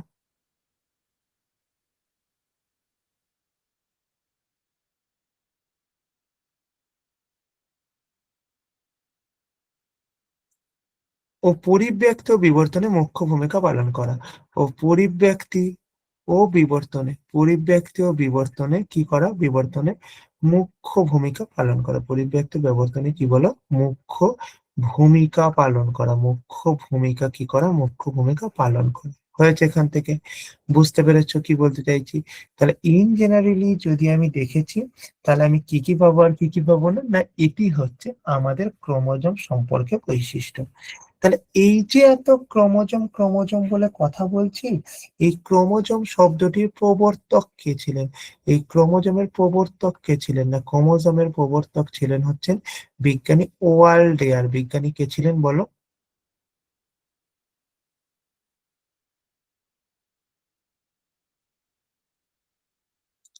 ওয়াল্ডেয়ার। এটা কে ছিলেন? বিজ্ঞানী ওয়াল্ডেয়ার ছিলেন 1 নম্বর। নাম্বার 2 যে জিনিসটা ছিলেন, তার নামটা কি? তার নামের ক্ষেত্রে আমাদের এখানে মাথায় রাখবে কি, যে আমাদের ক্রোমোজোমের যদি সংখ্যার কথা আসে, এই ক্রোমোজোমের সংখ্যার ক্ষেত্রে মাথায় রাখবে, ক্রোমোজোমের সংখ্যাটা হচ্ছে কি আমাদের ধ্রুবক। এই যে ক্রোমোজোমের সংখ্যাটার ক্ষেত্রে কি বলবো? ক্রোমোজোমের সংখ্যাটা হচ্ছে আমাদের ধ্রুবক। ক্লিয়ার হলো এখান থেকে? বুঝতে পেরেছো? এবার আমাদের কি বলবো জিনিসটা, যে স্যার আমাদের যদি ক্রোমোজোমের শ্রেণী বিভাগ করেছি, তাহলে এখানটা করে হেডিং লেখো কি? এখানটা করে হেডিং লেখো যে classification of chromosome.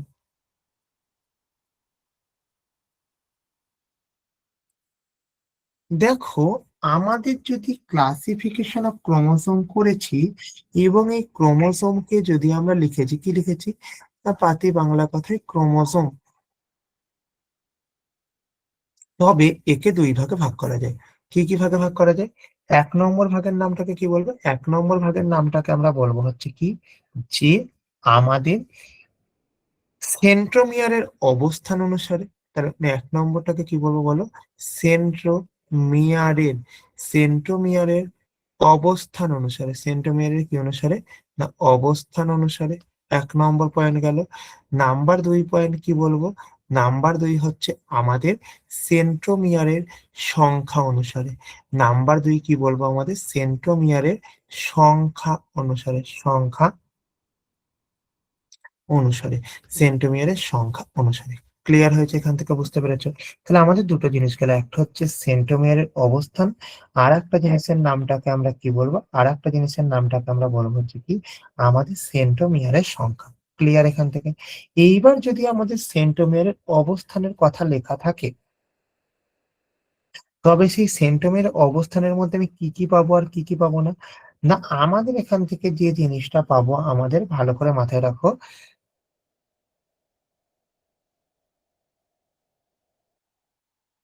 1 second, 1 second একটু ধরো।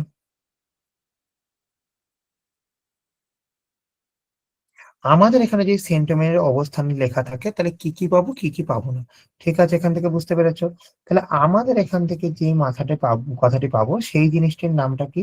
সেই জিনিসটির নামটা হচ্ছে আমাদের, যে এখানে হবে কি, সেন্ট্রোমিয়ারের অবস্থানের উপর ভিত্তি করে ক্রোমোজোমের শ্রেণীবিভাগ। তাহলে কিসের উপর ভিত্তি করে? না, সেন্ট্রোমিয়ারের অবস্থানের উপর ভিত্তি করে।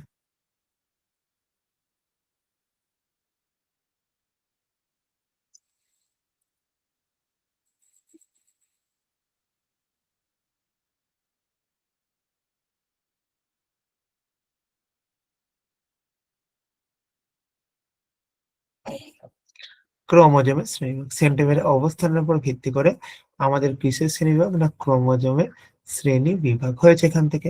তাহলে প্রথম কথা আমি এখানটা করে যে জিনিসটা বলবো, সেই জিনিসটার নামটা কি?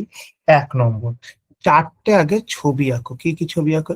এই, এইদিকে, এইদিকে এইরকম একটা, এইদিকে এরকম, এইদিকে এরকম, এইদিকে এরকম এরকম, এইদিকে এরকম এরকম। তাহলে এইরকম যদি লেখো, এই দিকটা করে দেখো মোটামুটি আঁকছি একটা রাফ স্কেল বা ফ্রি হ্যান্ড ড্রয়িং। দুদিকে 50-50, এদিকে 45, এদিকে 55, এদিকে আমাদের 10, এদিকে আমাদের 90, এদিকে আমাদের 1, এদিকে আমাদের 99। অর্থাৎ যদি আমাদের এইরকম পার্সেন্টেজে ভাগ থাকে, তাহলে সেই জিনিসটাকে আমরা কি বলবো? সেই জিনিসটাকে আমরা বলবো হচ্ছে কি, যে আমাদের সেন্ট্রোমিয়ারের অবস্থানের উপর ভিত্তি করে ক্রোমোজোমের শ্রেণীবিন্যাস। ক্লিয়ার হয়েছে এখান থেকে? এবার আমাদের যে কথাটি আসছে, সেই কথাটির নামটাকে আমরা কি বলবো? যে আমাদের এই যে সেন্ট্রোমিয়ারের অবস্থান আছে, এক একটা নাম আছে। কি কি নাম আছে? একটার নামটাকে আমরা কি বলবো এখান থেকে? একটার নামটাকে বলবো হচ্ছে আমাদের মেটাসেন্ট্রিক ক্রোমোজোম। একটার নামটাকে আমরা কি বলবো? একটার নামটাকে বলবো মেটাসেন্ট্রিক ক্রোমোজোম। অপরের নামটাকে আমাদের বলবো হচ্ছে কি সাবমেটাসেন্ট্রিক ক্রোমোজোম। নাম্বার 2 এর নামটাকে কি বলবো আমাদের এখান থেকে? নাম্বার 2 এর নামটাকে বলবো হচ্ছে কি অ্যাক্রোসেন্ট্রিক ক্রোমোজোম। এবং নাম্বার 4 এর নামটাকে কি বলবো আমাদের? বলো টেলোসেন্ট্রিক ক্রোমোজোম। নাম্বার 4 এর নামটাকে কি বলবো বলো? Telocentric chromosome. ক্লিয়ার হয়েছে এখান থেকে? এবার আমাদের প্রশ্ন যে জিনিসটা আসছে, যে আমাদের যেই মেটাসেন্ট্রিক ক্রোমোজোম, এর আকৃতি ইংরেজি বর্ণ কিসের মতন? এর আকৃতি ইংরেজি বর্ণ ভি এর মতন। তারপরে এর আকৃতি কিসের মতো? এল এর মতন। অ্যাক্রোসেন্ট্রিকের আকৃতি জে এর মতো। টেলোসেন্ট্রিকের আকৃতি কিসের মতো? টেলোসেন্ট্রিকের আকৃতি হচ্ছে আমাদের আয়ের মতন। টেলোসেন্ট্রিকের আকৃতি কিসের মতো বলো? টেলোসেন্ট্রিকের আকৃতি হচ্ছে আয়ের মতন। ঠিক আছে, কথাটি বুঝতে পেরেছো? টেলোসেন্ট্রিকের আকৃতি কিসের মতো? টেলোসেন্ট্রিকের আকৃতি হচ্ছে আমাদের আয়ের মতন। তাহলে ইন জেনারেলি আমরা সেন্ট্রোমিয়ারের অবস্থানের উপর ভিত্তি করে এই জিনিসটাকে আমরা কত ভাগে ভাগ করতে পারি? এই জিনিসটাকে আমরা 4 ভাগে ভাগ করতে পারি। এই জিনিসটা কত ভাগে ভাগ করতে পারি? না, 4 ভাগে ভাগ করতে পারি। তাহলে উল্টো ভাবে আমাদের আরো একটা ভাগ হয়। কি ভাগ হয়? না, সেন্ট্রোমিয়ারের সংখ্যার উপরে ভিত্তি করে আমাদের ক্রোমোজোমের শ্রেণী বিভাগ হয়। তাহলে এখানে হেডিং লেখো কি বলে? এখানে হেডিং লেখো সেন্ট্রোমিয়ারের সংখ্যার উপর ভিত্তি করে ক্রোমোজোমের শ্রেণীবিভাগ।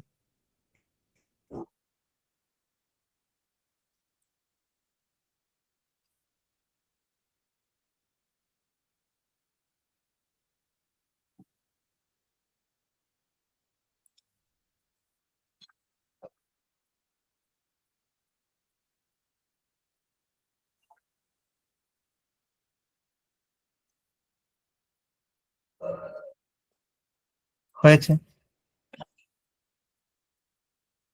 তাহলে এখানে আমার এদিকে লেখো হচ্ছে সেন্ট্রোমিয়ারের সংখ্যা, এদিকে লেখো ক্রোমোজোমের নাম।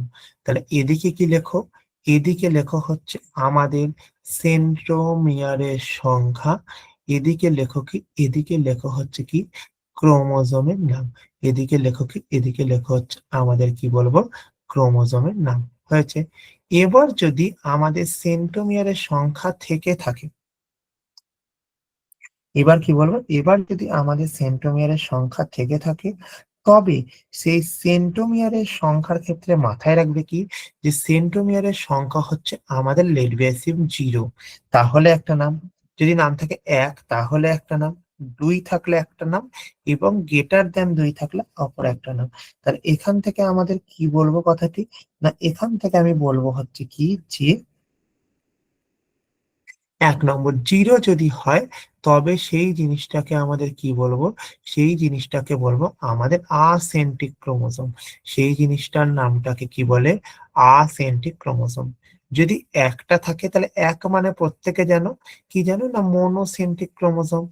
এক মানে মনোসেন্ট্রিক ক্রোমোজোম। 2 মানে কি জানো? 2 মানে তোমরা জানো হচ্ছে আমাদের ডাইসেন্ট্রিক ক্রোমোজোম। এবং 2 এর বেশি, সেটা 3 হতে পারে, 4 হতে পারে, 5 হতে পারে, 6 হতে পারে, 7 অনেক কিছু হতে পারে। সেই জিনিসটার নামটাকে আমরা কি বলবো? সেই জিনিসটার নামটাকে আমরা বলবো হচ্ছে কি পলিসেন্ট্রিক ক্রোমোজোম।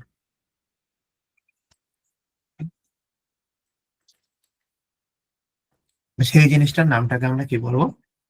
সেই জিনিসটার নামটাকে আমরা বলবো হচ্ছে কি আমাদের, বলো, পলিসেন্ট্রিক ক্রোমোজোম। এখন প্রশ্ন হলো যে পলিসেন্ট্রিক ক্রোমোজোম যদি পাই, তবে সেখানে আমাদের কি কি থাকবে, অর্থাৎ আমি যদি একটা ক্রোমোজোমকে দেখেছি, সেই ক্রোমোজোমের ক্ষেত্রে কি কি থাকবে এবং কি কি থাকবে না। তাহলে 1 নম্বর পয়েন্ট জিনিসটা কি আমাদের এখানে বলো না, 1 নম্বর পয়েন্ট যে জিনিসটা হচ্ছে সেটা হচ্ছে মুখ্য কাজ, অর্থাৎ একটি ক্রোমোজোমের যে অংশে, কি বললাম কথাটি, একটি ক্রোমোজোমের যে অংশে আমার সেন্ট্রোমিয়ার অবস্থান করে তাকে বলে মুখ্য কাজ। তার মানে আমার এখানে কি লেখো কথাটি, তাহলে এখানে প্রথমেই হেডিং লেখো কি বলে, প্রথমেই হেডিং লেখো হচ্ছে কি বলে, মুখ্য খাজ বলে। তাহলে মুখ্য খাজের কথা যদি আসে তাহলে এখান থেকে আমি কি পাবো, তাহলে এখান থেকে লেখো কি, যে আমাদের ক্রোমোজোমের যে অংশে সেন্ট্রোমিয়ার অবস্থান করে, কিসের না, ক্রোমোজোমের যে অংশে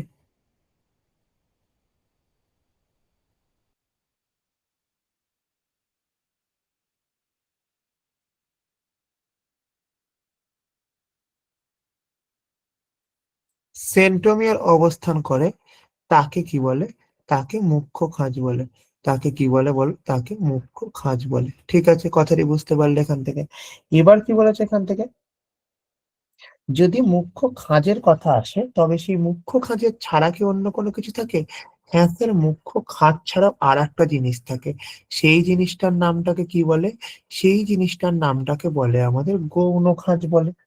গৌণ খাঁজ কি করা হয় না, মুখ্য খাঁজ ছাড়াও আরো অ্যাডিশনাল কিছু খাঁজ থাকে, সেই জিনিসটাকে গৌণ খাঁজ বলা হয়। তাহলে গৌণ খাঁজ সম্বন্ধে সংজ্ঞা কাকে বলে, যত না বেশি ইম্পর্টেন্ট তার থেকে এটা বেশি ইম্পর্টেন্ট লিখে রাখো, যে একটি,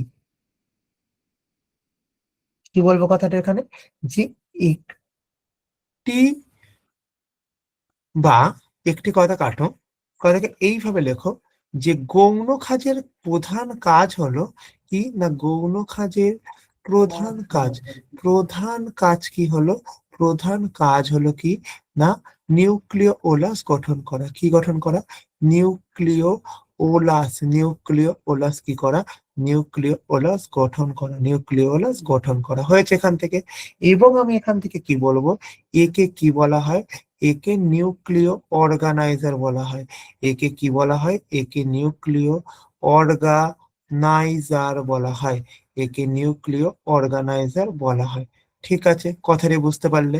তাহলে আমার কাছে যদি পরীক্ষাতে প্রশ্ন আসে, কি প্রশ্ন আসে স্যার, যে নিউক্লিয় অর্গানাইজার কাকে বলে, তাহলে উত্তর দেবে যে আমাদের গৌণ কাজের প্রধান কাজ হলো নিউক্লিয় ওলাস গঠন করা, এবং এই জন্য গৌণ কাজকে আমরা কি বলবো, নিউক্লিয় অর্গানাইজার বলবো। এই জন্য আমরা একে কি বলবো, এর জন্য আমরা একে বলবো হচ্ছে নিউক্লিয় অর্গানাইজার বলবো। ক্লিয়ার হয়েছে এখান থেকে। এবার আমাদের তার 3 নম্বর জিনিসটার নামটা কি, 3 নম্বর জিনিসটার নামটাকে আমরা কি বলি, স্যাটেলাইট বলি। 3 নম্বর জিনিসটার নামটা কি বলবো, স্যাটেলাইট বলবো। স্যাটেলাইট কাকে বলে বলো এখান থেকে, স্যাটেলাইট হচ্ছে কি, কোন কোন গৌণ খাঁজের শেষে ছোট গোলাকার বা দণ্ডাকার অংশ দেখা যায়। তাহলে এখানে কি লেখো, কোন কোন গৌণ খাঁজের শেষে, গৌণ খাঁজের শেষে গোলাকার বা দণ্ডাকার অংশ দেখা যায়।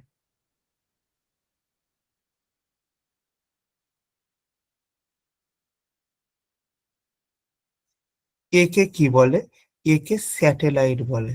একে কি বলে, একে বলে হচ্ছে স্যাটেলাইট বলে। ক্লিয়ার হয়েছে এখান থেকে। এইবার কথাটি হলো, এই যে স্যাটেলাইট আছে, এই স্যাটেলাইট যে প্রত্যেকটা ক্রোমোজোমেই থাকবে তা কিন্তু নয়। যেই যেই ক্রোমোজোমে স্যাটেলাইট থাকে, অর্থাৎ স্যাটেলাইট যুক্ত ক্রোমোজোমকে কি বলা হয়, স্যাট ক্রোমোজোম বলা হয়। তাহলে এখান থেকে কি মাথায় রাখো, স্টার দিয়ে লিখে রাখো, যে আমাদের এখানে লিখে রাখো যে স্যাটেলাইট যুক্ত ক্রোমোজোমকে কি বলে, স্যাটেলাইট যুক্ত ক্রোমোজোমকে বলে হচ্ছে কি, ক্রোমোজোমকে বলে কি স্যাট ক্রোমোজোম। ক্রোমোজোমকে কি বলে বলো, স্যাট ক্রোমোজোম, CROMOSOM, স্যাট ক্রোমোজোম বলে। স্যাটেলাইট ক্রোমোজোমকে কি বলে, স্যাটেলাইট যুক্ত ক্রোমোজোমকে কি বলে এখান থেকে, স্যাটেলাইট যুক্ত ক্রোমোজোমকে স্যাট ক্রোমোজোম বলে। ক্লিয়ার হয়েছে এখান থেকে, ক্লিয়ার। চলো, তো আমার এখানে দেখো একটা আইডিয়া দেওয়া হলো। তাহলে একবার দেখো তো, যে তোমাদের এখানে যেটুকু যা পড়ানো হলো সেই জিনিসটা তোমরা প্রত্যেকে বুঝতে পেরেছো কি পারোনি আমাকে বলো তো, যতটুকু যা পড়ানো হলো?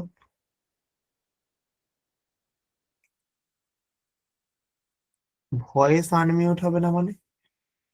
বুঝতে পারিনি তোমার কথা। তোমরা যারা যারা ক্লাসটি করছো প্রত্যেকে বলো যে তোমরা বুঝতে পেরেছো কিনা পড়ানি। অঙ্কিতা, জিৎ এবং বাদবাকি যারা আছো তাদের, হ্যাঁ স্যার বুঝতে পেরেছি। দেখো প্রত্যেকটা ছেলে মেয়েকে আমি বলবো সেই জিনিসটা কি, যে তোমরা কি প্রত্যেকে খাতায় নোট করছো লেখাগুলোকে? যদি তোমরা খাতায় নোট করে না থাকো তাহলে হয়তো তোমাদের বিরাট বড় কিছু ক্ষতি হবে না, কোনো কিচ্ছু ক্ষতি হবে না, বিশ্বাস করো আমায়। কিন্তু তুমি যদি নোট করে ফেলেছো না ভুল করে, তাহলে তোমার কিন্তু প্রচুর বড় লাভ হবে, তোমার কিন্তু প্রচুর বড় লাভ হবে। তাই জন্য কাজেই কাজে মানছি তোমার কষ্ট হচ্ছে, খাতা পেন ইত্যাদি প্রভৃতি সমস্ত কিছু নষ্ট হচ্ছে। তো সেই জায়গার উপরে ভিত্তি করে আমি বারংবার বলবো যে নিজে ক্ষতি করো বোকার মতো হয়ে তুমি এই জায়গাটা করে নোট করো। এই নোটটা করলে কি হবে, এই নোটটা করলে কি হবে না, নোটটা করলে আমাদের যেটা চলবে সেটা হচ্ছে কি, তোমাদের এই চ্যাপ্টারটা মোটামুটি ভাবে কমপ্লিটলি তৈরি হয়ে যাবে, যেটা থেকে কোনো রকম তোমাদের কোনো অসুবিধা হবে না। এবং তোমরা দেখছো যে এখানে যা যা করানো হচ্ছে মোটামুটি দেখো, একটুখানি যদি এদিক ওদিক করে লক্ষ্য করে দেখো, বাংলা ইংরেজি দুটো ভাষাতেই লেখানো হচ্ছে। তো এই বাংলা ইংরেজি ভাষাটা, এটা যেমন একটা হ্যান্ড রিটেন নোটস, এটা যেমন একটা হ্যান্ড রিটেন নোটস, সেই হ্যান্ড রিটেন নোটস এর ক্ষেত্রে আমি যদি দেখেছি, তবে সেই ক্ষেত্রে আমরা যে জিনিসটা পাবো, কি পাবো, যে আমাদের হ্যান্ড রিটেন নোটের পাশাপাশি একটা প্রিন্টেড নোট পাবে। প্রিন্টেড নোট মানে কি জিনিসটা স্যার? যেই নোটটা হচ্ছে আমরা প্রিন্ট করি, প্রিন্ট মানে প্রিন্টেবল, বই লেখার মতন একটা নোট পাবে তোমরা, ঠিক আছে? সেই নোটটাও কিন্তু তোমাদের বাংলা ইংরেজি দুটো ভার্সনেই থাকবে। সো প্রত্যেকটা ছেলে মেয়ে লেখো, যে জিনিসটা বুঝতে অসুবিধা থাকছে সেটা বলবে, কোনো অসুবিধা নেই। এবং যে জিনিসটা থাকছে কি, যে আমাদের এই প্রত্যেকটা জিনিসের ক্ষেত্রে মাথায় রাখো যে বাংলা ইংরেজি দুটো ভাষাতে কিন্তু তোমরা নোটকে পাবে।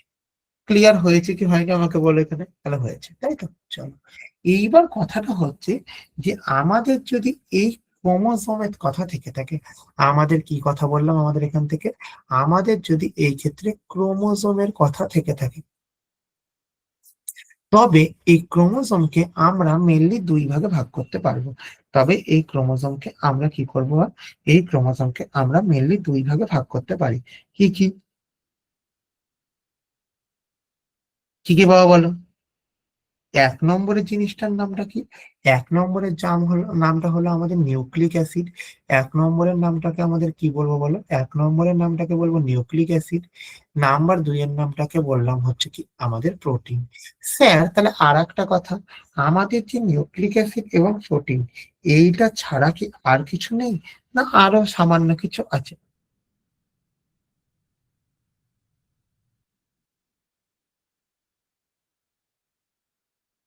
নাকি আরো কিছু আছে?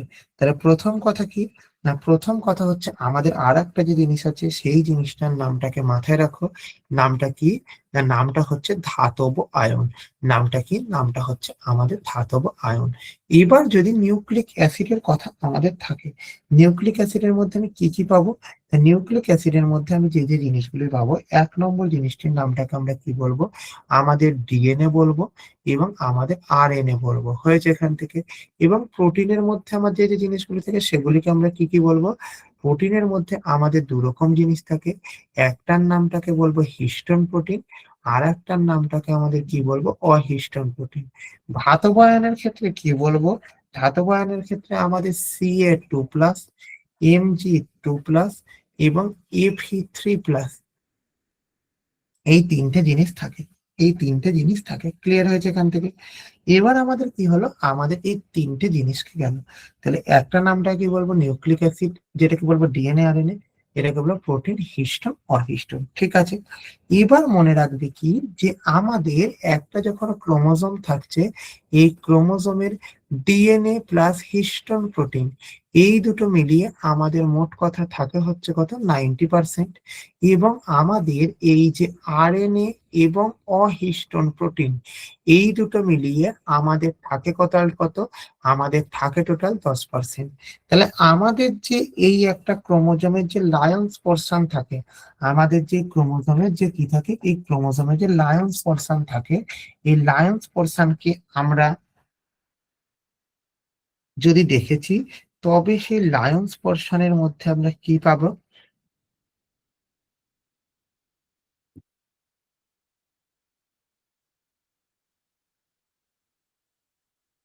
কি পাবো, যে আমাদের এর অনুপাতটা, অর্থাৎ আমাদের DNA is to histone, DNA is to histone কত থাকে, 1:1 থাকে। ডিএনএ ইস্টু হিস্টোন কত থাকে বলো, ডিএনএ ইস্টু হিস্টোন থাকে হচ্ছে আমাদের 1:1। ওকে, এখান থেকে বুঝতে পেরেছো কি বলতে চাইছি?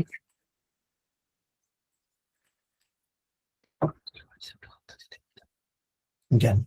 এবার আমাদের কি জিনিসটা আছে না, এবার আমাদের যে জিনিসটা আসছে সেই জিনিসটার নামটাকে আমাদের কি বলবো স্যার, এটা তো গেল। এবার প্রথমেই আমাদের যে জিনিসটার নামটা চলে আসে ডিএনএ। তাহলে ডিএনএ সম্বন্ধে যদি আমি তোমার সঙ্গে আলোচনা করেছি, তাহলে ডি কার সম্বন্ধে আলোচনা করছি মা, এখান থেকে ডিএনএ সম্বন্ধে তোমার সঙ্গে আলোচনা করছি।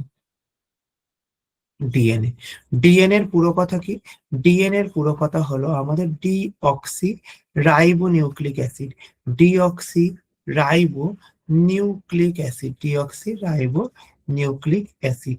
ঠিক আছে, কথাটি বুঝতে পেরেছো? এইবার আমাদের যদি ডিএনএ এর কথা থেকে থাকে, তবে সেই ক্ষেত্রে এই ডিএনএ কে আমরা মেনলি দুটো ভাগে ভাগ করতে পারি। সেই ডিএনএ কে আমরা কি করতে পারি, মেনলি দুটো ভাগে ভাগ করতে পারি। কি কি ভাগে ভাগে ভাগ করতে পারি?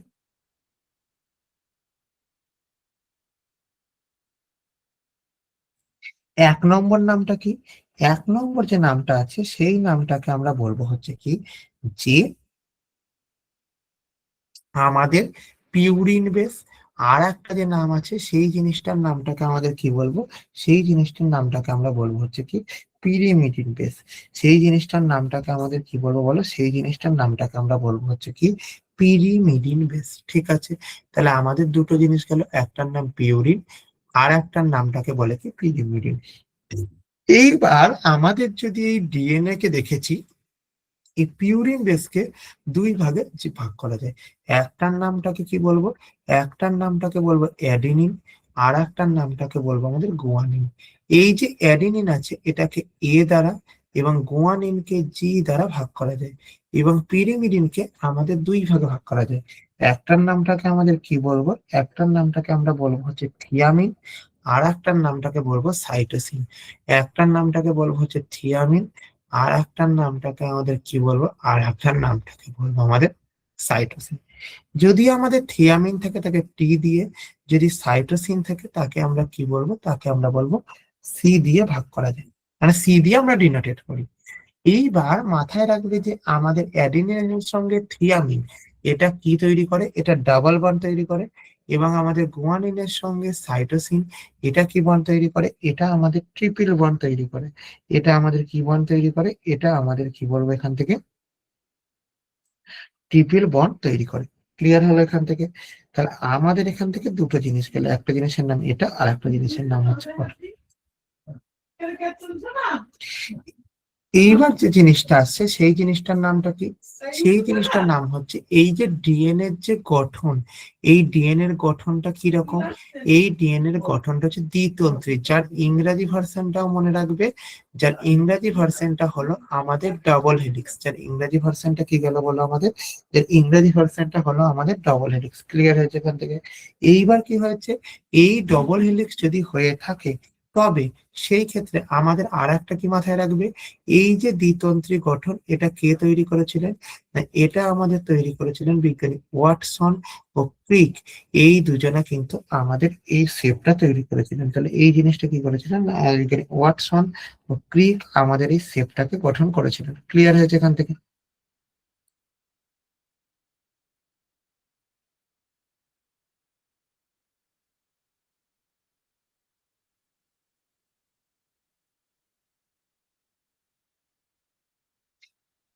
হলো। তার মানে আমাদের এটা গেল হচ্ছে ডিএনএ। তাহলে ডিএনএ এর যদি আমি কাজ দেখেছি, তাহলে ডিএনএ এর কাজ কি বলবো? ডিএনএ এর কাজ হচ্ছে আমাদের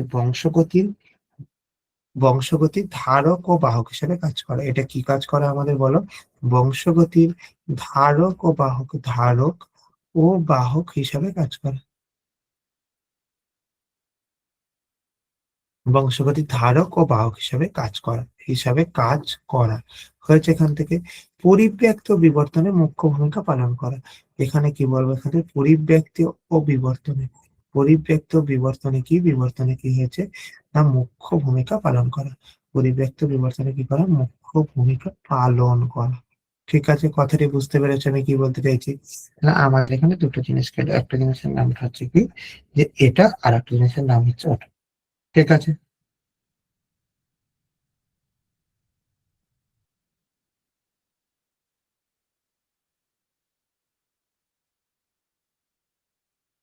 ক্লিয়ার। এবারে ডিএনএ এর মতন করে যদি আমাদের নতুন যে আর একটা জিনিস আছে, সেই জিনিসটার নামটাকে আরএনএ।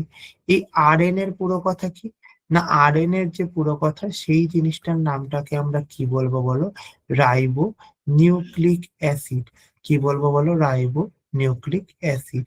এবং এই যে আরএনএ এর কথা আছে, আরএনএ কে মেনলি দুই ভাগে ভাগ করা যায়। একটার নামটাকে আমরা কি বলবো? পিউরিন। আর একটার নামটাকে আমরা বলবো হচ্ছে কি পিরিমিডিন। একটার নামটাকে বলবো পিউরিন, আর একটার নামটাকে আমরা কি বলবো? পিরিমিডিন বলবো। এইবার এই যে আমাদের পিউরিন আছে, এই পিউরিনকে মেনলি দুই ভাগে ভাগ করা যায়। কি কি ভাগে ভাগ করা যায় গো? একটা যখন ভাগ করব তখন তাকে আমরা বলবো এখান থেকে কি অ্যাডিনিন ও গুয়ানিন। অর্থাৎ যদি আমি ডিএনএ এর পিউরিন বেস দেখেছি এবং আরএনএ এর পিউরিন বেস দেখেছি এবং দুটোকে নিয়ে আমি আলাদা করেছি, তবে সেই জায়গাটার উপর ভিত্তি করে আমরা কি করতে পারবো না, আমরা তাকে আলাদা করতে পারবো না। ঠিক আছে, কিন্তু যদি আমাদের পিরিমিডিন বেসকে নিয়ে আমি আলোচনা করি, যদি আমি পিরিমিডিন বেসকে নিয়ে আলোচনা করি, তবে এখানে কি বলবো যে আমাদের এখানে যে থিয়ামিন ছিল, থিয়ামিনের পরিবর্তে ইউরাসিল এবং সাইটোসিনের পরিবর্তে সাইটোসিন থাকে। তাহলে এখানে আমাদের কি থাকলো বলো? এখানে আমাদের যে জিনিসটা থাকলো সেটা হলো সাইটোসিন। এই জিনিসটার নামটাকে আমাদের কি বলবো? এই জিনিসটার নাম থিয়ামিন। থিয়ামিনের পরিবর্তে তাহলে আমাদের কি থাকবে? থিয়ামিনের পরিবর্তে মাথায় রাখবে, এই থিয়ামিনের পরিবর্তে আমাদের যে জিনিসটা থাকবে, সেই জিনিসটার নামটাকে আমাদের কি বলবো এখান থেকে? সেই জিনিসটার নামটাকে বলবে ইউরাসিল। ইউরাসিলকে ইউ দ্বারা ডিনোট করা হয় এবং সাইটোসিনকে সি দ্বারা ডিনোটেড করা হয়। তাহলে এই যে জিনিসটা গেল, এই জিনিসটাকে আমরা কি বলবো? এই জিনিসটাকে আমরা বলবো হচ্ছে কি আমাদের আরএনএ। এই জিনিসটাকে আমরা কি বলবো? এই জিনিসটাকে বলবো হচ্ছে আমাদের আরএনএ। তাহলে এই আরএনএ এর কাজ কি না, আরএনএ এর যদি আমি কাজকে দেখেছি, তাহলে ইন জেনারেলি মাথায় রাখো কি আরএনএ এর কাজ হচ্ছে, আমাদের মাথায় আছে কিছু যে আরএনএ এর কাজ হচ্ছে প্রোটিন সংশ্লেষ করা। আরএনএ এর কাজটাকে আমরা মেনলি কি দেখবো ধরে, যে আরএনএ এর কাজ হচ্ছে আমাদের এখান থেকে মূলত প্রোটিন সংশ্লেষ করা, প্রোটিন সংশ্লেষ করা প্রোটিন সংশ্লেষ করা হয়েছে। এখান থেকে বুঝতে পেরেছ? তাহলে আমাদের দুটো জিনিস গেল, একটা জিনিসের নাম এটা আর একটা জিনিসের নাম হলো ওটা। ক্লিয়ার হয়েছে এখানে? ক্লিয়ার হয়েছে। এবার আমাদের কি জিনিসটা হচ্ছে স্যার, ডিএনএ গেল, আরএনএ গেল, হিস্টোন প্রোটিন অহিস্টোন প্রোটিনটা আমি জানি। এইবার স্যার যদি আমার আপনার মতো মানুষের দেহে ক্রোমোজোমকে দেখেছি, তবে আমাদের এই যে ক্রোমোজোম আছে, ক্রোমোজোমটা কতটা আছে? তাহলে টোটাল ক্রোমোজোম আছে কত? আমাদের 23 জোড়া আছে। এবং এই 23 জোড়া ক্রোমোজোমকে দুই ভাগে ভাগ করা যায়। একটার নামটা কি হলো আমাদের? একটার নামটাকে বলে 22 জোড়া, মানে একটার সংখ্যা 22 জোড়া। আর একটাকে বলা হয় এক জোড়া। 22 জোড়ার যদি কথা থাকে, এই জিনিসটাকে বলা হয় আমাদের অটোজোম। এই জিনিসটাকে কি বলে? অটোজোম। এই জিনিসটার নামটাকে আমাদের কি বলবো? এই জিনিসটার নামটাকে বলে অ্যালোজোম। তাহলে অটোজোম কি করে না, আমাদের দেহজ বৈশিষ্ট্যকে নিয়ন্ত্রণ করে। অটোজোম কি করে? অটোজোম হচ্ছে আমাদের দেহজ বৈশিষ্ট্যকে নিয়ন্ত্রণ করে। ক্লিয়ার হয়েছে এখান থেকে?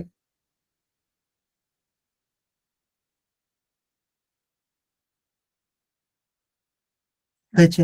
আর একটা যেটা কি করে না, আর একটা যে জিনিসটা করে সেই জিনিসটার নামটাকে আমরা কি বলবো, সেই জিনিসটার নামটাকে আমরা বলবো হচ্ছে কি অ্যালোজোম। অ্যালোজোমের ক্ষেত্রে আমাদের থেকে এক জোড়া দুই রকম ভাগে ভাগ করা যায়, একটার নাম মেল, একটার নাম ফিমেল।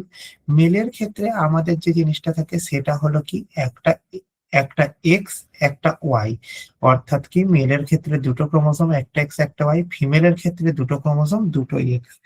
যেহেতু আমাদের দুটো আলাদা, তাই জন্য মেলের দেহে যে ক্রোমোসোম আছে তাকে কি বলা হয়, হেটারোজাইগোটিক ক্রোমোসোম বলা হয়। হেটারোজাইগোটিক ক্রোমোসোম বলা হয়। এর ক্ষেত্রে আমাদের যে জিনিসটাকে বলা হয় সেই জিনিসটাকে বলে হোমোজাইগোটিক ক্রোমোসোম বলা হয়। এই জিনিসটাকে কি বলা হয়, এই জিনিসটাকে বলা হয় হচ্ছে আমাদের হোমোজাইগোটিক ক্রোমোসোম বলা হয়। ঠিক আছে, ক্লিয়ার না, ক্লিয়ার না? তাহলে আমাদের এখান থেকে কি বললাম, একটা গেল হেটারোজাইগোটিক, আর একটা জিনিস কি হয়েছে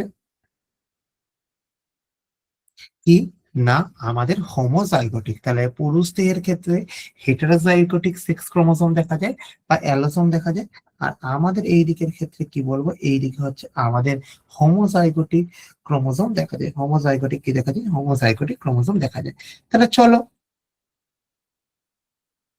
কি না আমরা কিছু কিছু অবজেক্টিভ কোশ্চেন আলোচনা করি। তার আগে বলো তো, যেটুকু যা পড়ানো হলো সেইটুকুনিতে আমাদের কোনো অসুবিধা আছে? একবার দেখে নিয়ে বলো।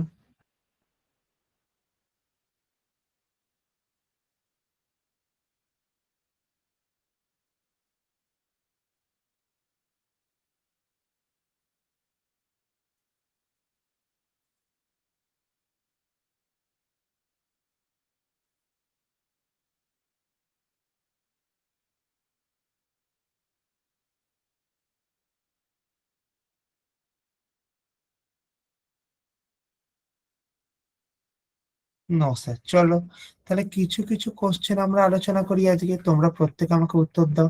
চলো, প্রথম question, who discovered the cell? তার মানে কে কোষ আবিষ্কার করেন? অ্যান্টন ভ্যান লিউয়েনহক, নাম্বার এক। নাম্বার দুই, রবার্ট হুক। নাম্বার তিন, Matthias Schleiden. Number D, Rudolf Virchow. অর্থাৎ তোমরা জানো যে রবার্ট হুক আমাদের প্রথম কোষ আবিষ্কার করেছিলেন। কোথা থেকে আবিষ্কার করেছিলেন গো? না, আবিষ্কার করেছিলেন যে কর্কের যে ছিপি আছে, এই কর্কের ছিপি থেকে কোষ আবিষ্কার করেছিলেন। এবং এই স্লেইডেন এবং সোয়ান, স্লেইডেন এবং সোয়ান এরা কি করেছিলেন না আমার কোষ বাদ তৈরি করেছিলেন। এরা কি করেছিলেন না এরা আমার কোষ বাদ প্রবর্তন করেছিলেন। ক্লিয়ার হয়ে গেল। এর পরবর্তীতে তাহলে কি দেখো, আমাদের এখানে যে প্রত্যেকটি কোশ্চেন, এই প্রত্যেকটা কোশ্চেন কিন্তু আমাদের এখানে মাথায় রাখবে কি, যে প্রত্যেকটি কোশ্চেন কিন্তু আমাদের বাংলা এবং ইংরেজি দুটো ভাষাতেই কিন্তু আমাদের এখানে তৈরি আছে। ঠিক আছে, next question, the basic structural and the functional unit of life, অর্থাৎ জীবনের মৌলিক গঠন ও কার্যকরী একক কি? তাহলে জীবনের মৌলিক গঠন ও কার্যকরী একক কি হবে আমাদের, বলো এখান থেকে। না, জীবনের মৌলিক গঠন ও কার্যকরী একক যেটা আছে আমাদের এখান থেকে বলবো হচ্ছে কি, option A tissue, option B হলো অর্গান, অপশন সি হলো সেল, অপশন ডি হলো নিউক্লিয়াস। তাহলে আমাদের এখান থেকে কি বলবো, আমাদের এখান থেকে যে জিনিসটা আছে সেই জিনিসটার নামটাকে প্রত্যেকে জানো, যে জীবের গঠনগত কার্যগত একক হলো কোষ, অর্থাৎ কোষ হলো আমাদের এখানে একমাত্র রাইট অ্যান্সার। তাহলে কোষ কি হলো বলো আমাদের এখানে, কোষ হলো আমাদের একমাত্র রাইট অ্যান্সার। ওকে, কোশ্চেন নম্বর 3। আচ্ছা, একটা এখানে দেখে নাও যে কোষের মস্তিষ্ক কাকে বলে। কোষের মস্তিষ্ক বলে নিউক্লিয়াসকে, এবং অনেকগুলি কোষ যদি একত্রিত হয়েছে তাকে আমরা বলবো কলা, এবং যদি আমাদের অনেকগুলি কলা একত্রিত হয়েছে তবে সেই জিনিসটাকে আমরা কি বলবো, তবে সেই জিনিসটাকে আমরা বলবো হচ্ছে কি, যে আমাদের বলো কি অঙ্গ।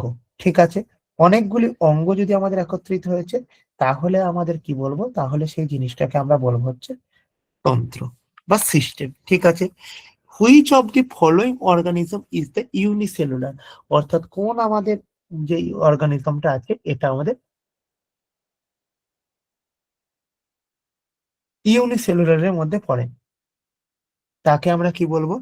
1 নম্বর যে জিনিসটাকে বলবো অ্যামিবা, 2 নম্বর মানুষ, 3 নম্বর কুকুর মাছ। দেখো মানুষ কুকুর মাছ প্রত্যেকগুলোই আমরা বহুকোষী প্রাণী। তাহলে আমাদের এখানে রাইট অ্যান্সার কি? রাইট অ্যান্সার যেটা হলো সেই জিনিসটার নামটাকে আমরা কি বলে? সেই জিনিসটার নামটাকে আমরা বলবো হচ্ছে অ্যামিবা।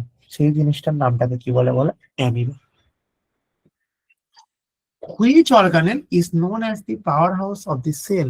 অর্থাৎ আমার এখান থেকে যে জিনিসটাকে মাথায় রাখবে সেই জিনিসটার নামটাকে আমরা বলবো হচ্ছে কি, কোনটিকে আমাদের কোষের শক্তি কেন্দ্র বলা হয়? অপশন এ নিউক্লিয়াসকে, অপশন বি মাইটোকন্ড্রিয়াকে, অপশন সি রাইবোজোমকে, অপশন ডি গলগি বডিসকে। তাহলে এখানে প্রথম যে কথাটি মাথায় রাখো যে আমাদের কোষের শক্তি কেন্দ্র বলা হয় মাইটোকন্ড্রিয়াকে। বাট যদি কোশ্চেনটা এরকম ঘুরিয়ে আসতো যে কোষের কি বলবো এখান থেকে, না কোষের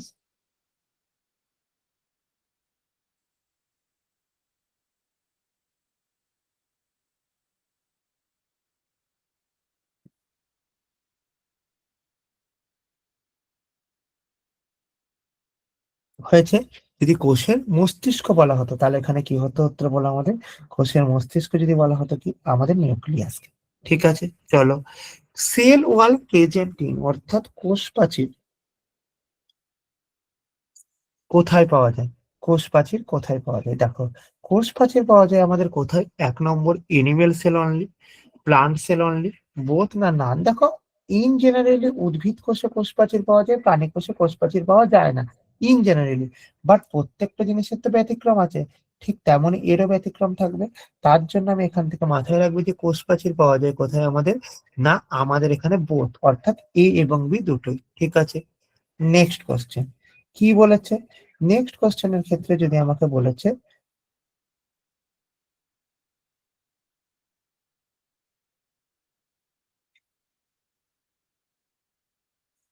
কি বলেছে বলো, যে which organelle carries out the photosynthesis? অর্থাৎ কোন অঙ্গাণু সালোক সংশ্লেষ সম্পন্ন করে? Option A chloroplast, option B mitochondria, option C ribosome, option D lysosome. হয়েছে এখান থেকে? তাহলে কি উত্তর হবে বলো? না উত্তর হবে ক্লোরোপ্লাস্ট। ক্লোরোপ্লাস্ট কি করে? না আমাদের সালোক সংশ্লেষ সক্ষম করে। হয়েছে। মাইটোকন্ড্রিয়া কোষের শক্তিঘর।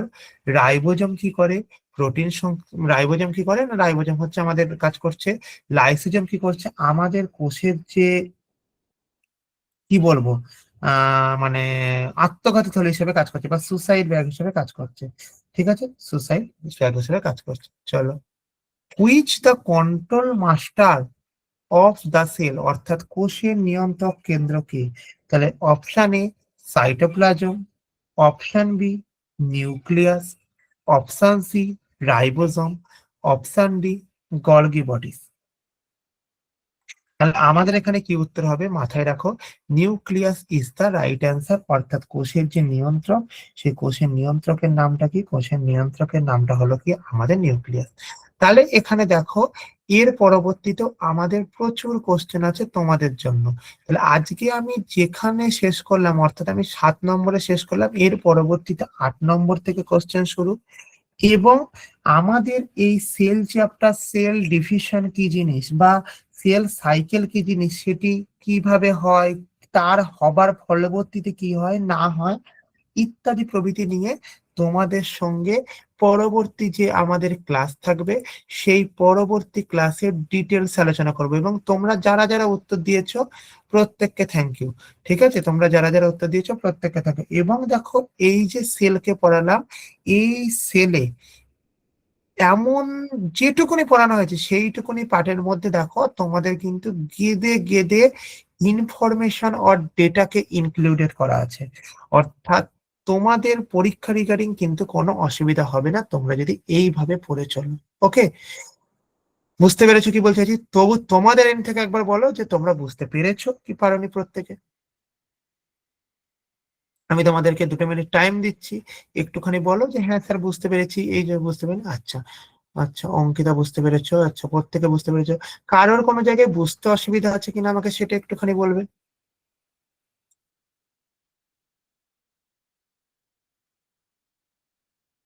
কারোর কোনো জায়গায় বুঝতে অসুবিধা? হ্যাঁ স্যার, না স্যার বুঝতে পেরেছি, সমস্যা নেই। আচ্ছা রাজু, থ্যাংক ইউ রাজু, প্রত্যেককেই থ্যাংক ইউ। আচ্ছা, বুঝতে পেরেছো, সমস্যা নেই, ঠিক আছে। বাট তোমরা একটু টাইম ওয়েট করে যাও। স্যার তো একটুখানি আসবেন, তোমাদের সঙ্গে হয়তো 2 মিনিট 2 মিনিট 4 মিনিট কথা বলবেন। কথা বলার পরে তোমরা যে যার মতো লেভ নিতে পারো। আচ্ছা, দুই এক জায়গায় প্রবলেম হয়েছিল। আচ্ছা, দুই এক জায়গায় প্রবলেম হয়েছিল জিৎ ঘোষ, সেই প্রবলেম গুলো কি সলভ আউট হয়েছে? এবং আমার মোট কথা হচ্ছে, তোমরা এর আগে যেখানে যেখানে বায়োলজি পড়েছো বা যা বায়োলজি নিজেরা পড়েছো ইত্যাদি প্রভৃতি, সেইখানকার থেকে আলাদা কিছু পেলে কিনা, সেইখানকার থেকে আলাদা কিছু পেলে কিনা? আচ্ছা, প্রত্যেকেই প্রায় বুঝতে পেরেছো তাই তো, ওকে চলো ঠিক আছে। 2 মিনিট ওয়েট করো প্রত্যেকে, স্যার তোমাদের সঙ্গে দুটো কথা বলবেন। কথা বলে তোমরা তোমাদের মতো ইয়ে থেকে লিভ নিতে পারো ঠিকঠাক। স্যার কমপ্লিট হয়ে গেছে? কমপ্লিট হয়ে গেছে স্যার, কমপ্লিট হয়ে গেছে। Okay, thank you sir, okay. Thank you so much. আমি একটু তোমাদের গ্রুপটা ওপেন করে দিচ্ছি, যদি একটা দুটো সেন্টেন্সে তোমাদের একটু ফিডব্যাক শেয়ার করো। জাস্ট 1 মিনিট টাইম দাও আমাকে।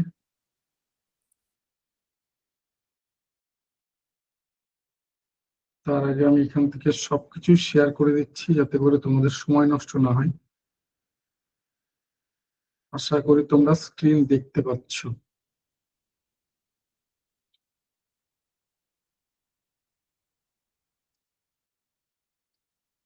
আশা করি স্ক্রিন দেখতে পাচ্ছ। আমি একটু গ্রুপটা ওপেন করে দিচ্ছি, যদি একটা দুটো সেন্টেন্সে তোমাদের একটু ফিডব্যাক শেয়ার করো। আর সবার কাছে আমার রিকোয়েস্ট রইলো, যদি একটা দুটো সেন্টেন্সে তোমাদের একটু ফিডব্যাক শেয়ার করো। দেখো গ্রুপে আমি পাঠিয়ে দিয়েছি, একটু যদি একটা দুটো সেন্টেন্সে তোমাদের একটু ফিডব্যাক শেয়ার করো। আর সবার কাছে রিকোয়েস্ট রইলো।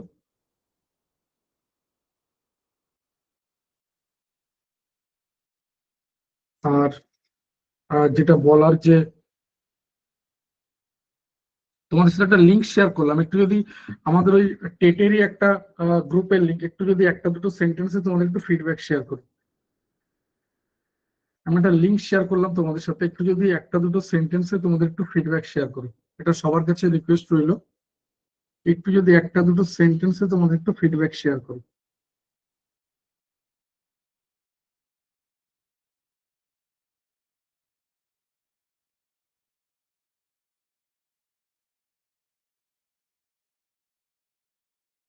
দেখো আবারও বলছি, ডেপথ নিয়ে পড়াশোনা করতে হবে।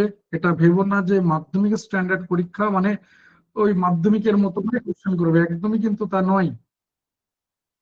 কারণ রেলকে কিন্তু এতগুলো ছেলে মেয়ের থেকে বাদ দিতে হবে। আমি কালকে 40-50 লাখ বলছিলাম, আবার বলছি কোটিতে চলে যাবে ফর্ম ফিল আপ, কোটিতে চলে যাবে ফর্ম ফিল আপ। 1.5 কোটির কাছাকাছি দেখবে ফর্ম ফিল আপ হয়ে গেছে, 1 থেকে 1.5 কোটি, আমি কম করে বলছি। তারপরেও আমি যদি ধরে নিই 40 লাখ ক্যান্ডিডেট পরীক্ষায় বসবে আর 30,000 চাকরি দেবে, তাহলে একবার ক্যালকুলেশন করে দেখো যে কত দাঁড়াচ্ছে, মানে রেশিও কত দাঁড়াচ্ছে, পার ক্যান্ডিডেটের জন্য কতজন স্টুডেন্ট রয়েছে।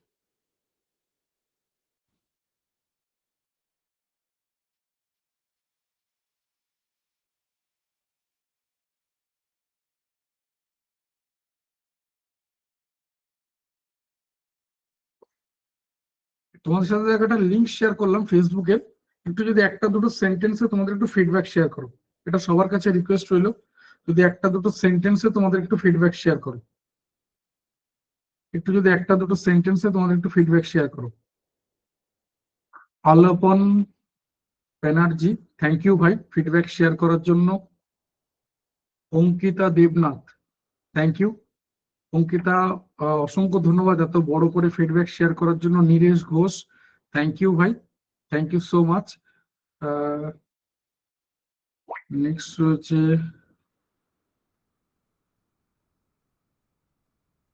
মোহাম্মদ সালাউদ্দিন, থ্যাংক ইউ ভাই।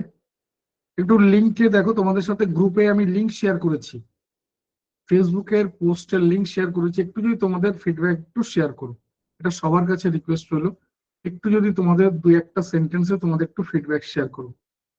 আর তোমাদের সাথে already WhatsApp channel, Telegram channel, Facebook group, Facebook channel সবকিছু আমি শেয়ার করে দিয়েছি, অবশ্যই ওখানে জয়েন করে যাও, ওখান থেকে প্রচুর ইনফরমেশন পাবে, প্রচুর ইনফরমেশন পাবে। আবারও বলছি, কি পাবে আমি তোমাকে বলছি না যে হ্যাঁ তোমার বিরাট উপকার হবে, বিরাট কিছু পাবে, বলছি না, আমি ওই এতে বিশ্বাস করি না খুব একটা। আমি এটুকু বলতে পারি, তুমি ওখানে জয়েন করার পর তোমার একটা ডিফারেন্ট এক্সপিরিয়েন্স হবে। আমি জানি না কতজন এখানে রয়েছে, আমাদের হোয়াটসঅ্যাপ চ্যানেল বা টেলিগ্রাম চ্যানেলগুলোতে কতজন রয়েছে। বলরাম ব্যাপারী, থ্যাংক ইউ ভাই, thank you so much Balaram.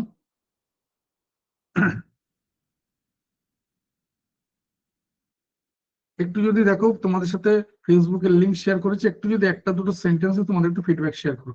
আমি কোডে চলে গেলাম, আর আমিও জানিয়ে দিচ্ছি রেকর্ডিং ক্লাস পিডিএফ নোটস কিভাবে পাবে, যেটা বলেছিলাম তোমাদের সাথে, আমি সেগুলোকে সব শেয়ার করে দিচ্ছি। তার আগে বলে রাখি যে দেখো, পরপর আমাদের 3 দিন ক্লাস হয়ে গেছে। আগামীকাল অঙ্কের ক্লাস, আমি নিজে থাকবো যদিও আগামীকাল অঙ্কের ক্লাসে, ম্যাথে রিজনিং এর ক্লাসে আমি ছিলাম, আগামীকাল অঙ্কের ক্লাসেও আমি থাকবো। কিন্তু এটা জানি না কি, ম্যাথ রিজনিং এ আমি বাদ দিয়ে আরো 2জন ফ্যাকাল্টি থাকবেন, অর্থাৎ ম্যাথ এবং রিজনিং এই দুটো সাবজেক্টে মোট 3জন ফ্যাকাল্টি থাকবেন।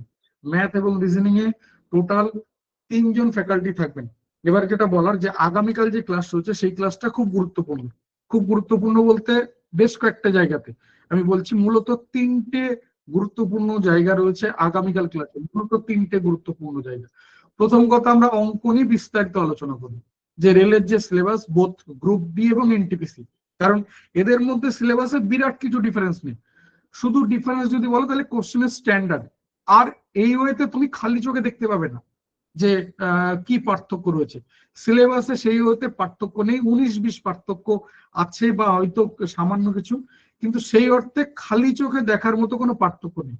তাই যে একটা কমপ্লিট প্রিপারেশন নিচ্ছ তুমি, at a time group D এবং এনটিপিসি দুটোই তোমার কিন্তু কভার হয়ে যাচ্ছে, তৈরি হয়ে যাচ্ছে। নেক্সট যেটা বলার, যে প্রথম কথা, আমি অঙ্ক নিয়ে পুরো সিলেবাসটা ডিটেলসে তোমাদের সাথে ডিসকাস করবো, যে কি কি রয়েছে। আমি প্রথম দিনও বলেছিলাম অঙ্কের মধ্যে কি কি, তো সেই জায়গাগুলোকে আমি ডিটেলসে বলবো, প্লাস কিভাবে সিলেবাসটাকে মার্চ করা যায়। কারণ ওইভাবে যে চ্যাপ্টার ওয়াইজ দেখে দেখবো যে 40টা চ্যাপ্টার হয়ে যাচ্ছে, তো কিভাবে মার্চ করে সেটাকে ছোট করা যাবে। এমন নয় যে আমি তোমাকে বাদ দেওয়া শেখাবো, এগুলো করো না, এগুলো দরকার নেই, না, একদমই না। কিন্তু এখানে কিভাবে স্মার্টনেস দেখানো যায়, আমি সেটাকে কালকে দেখাবো এই সিলেবাসের মধ্যে। এটা গেল 1 নম্বর পার্ট। 2 নম্বর যে জায়গাটা, আগামীকাল তোমাদের সাথে নতুন ব্যাচ নেবে, জানিয়ে দেবো। তোমরা অনেকে বারবার জানিয়েছো, বারবার মেসেজ করেছো যে অ্যাডমিশন প্রসেস কি রয়েছে নতুন ব্যাচে। তো আমি প্রথম দিন থেকে জানিয়ে আসছি যে নতুন ব্যাচ হবে, রেলের জন্য ডেডিকেটেড ব্যাচ থাকবে, এবং আমি এর আগেও জানিয়েছি যে আমাদের এই অর্থে কোন ওই গরুর গোয়াল, মানে জেনারেল কম্বাইন্ড বলে গরুর গোয়াল নেই, যে রেলও পড়ছে, ডব্লিউবিসিএস পড়ছে, স্টাফ সিলেকশন কমিশন পড়ছে, নার্সিং, এএনএম, জিএনএম সবাই পড়ছে, একদম না। পুরো রেলের ব্যাচ, মানে রেলের ব্যাচ, সেখানে শুধু রেলের স্টুডেন্টরাই থাকবে, এরকম ব্যাপারটা তাদের প্রিপারেশন। কারণ এদের প্রত্যেকের সিলেবাসের মধ্যে কমন জায়গা থাকলেও ডেফিনেটলি বলতে পারি নার্সিং এর সাথে কিছু কমন আছে, ডব্লিউবিসি এর সাথে কমন আছে, কিন্তু পুরোটা কমন না। তাই সেই জন্য আমি আবার বলছি, আমাদের একদম পুরো এক্সাম ওরিয়েন্টেড ব্যাচ। তো আগামীকাল আমি নতুন ব্যাচ সম্পর্কে বিস্তারিত জানিয়ে দেবো, যে অ্যাডমিশন প্রসেস কি বা কিভাবে অ্যাডমিশন নেবে, কোর্স ফি কি হবে। কোর্স ফির ক্ষেত্রে বলে কোর্স ফি থাকবে সর্বনিম্ন। সর্বনিম্ন বলতে তুমি যা যা বোঝো, আমি তোমাকে বুঝিয়ে বললে এরকম বলবো যে মধ্যবিত্ত, নিম্ন মধ্যবিত্ত ছেড়ে দাও, একদম নিম্নবিত্তের ছেলে মেয়েটাও যাতে পড়ার সুযোগ পায়, কোর্স ফি থাকবে এতটাই কম। বা আমি যদি এইভাবে বলি, যে তোমার পরিচিত মেজো সেজো যারা ইনস্টিটিউট রয়েছে তাদের যা কোর্স ফি থাকে তার তুলনায় কম কোর্স ফি থাকবে।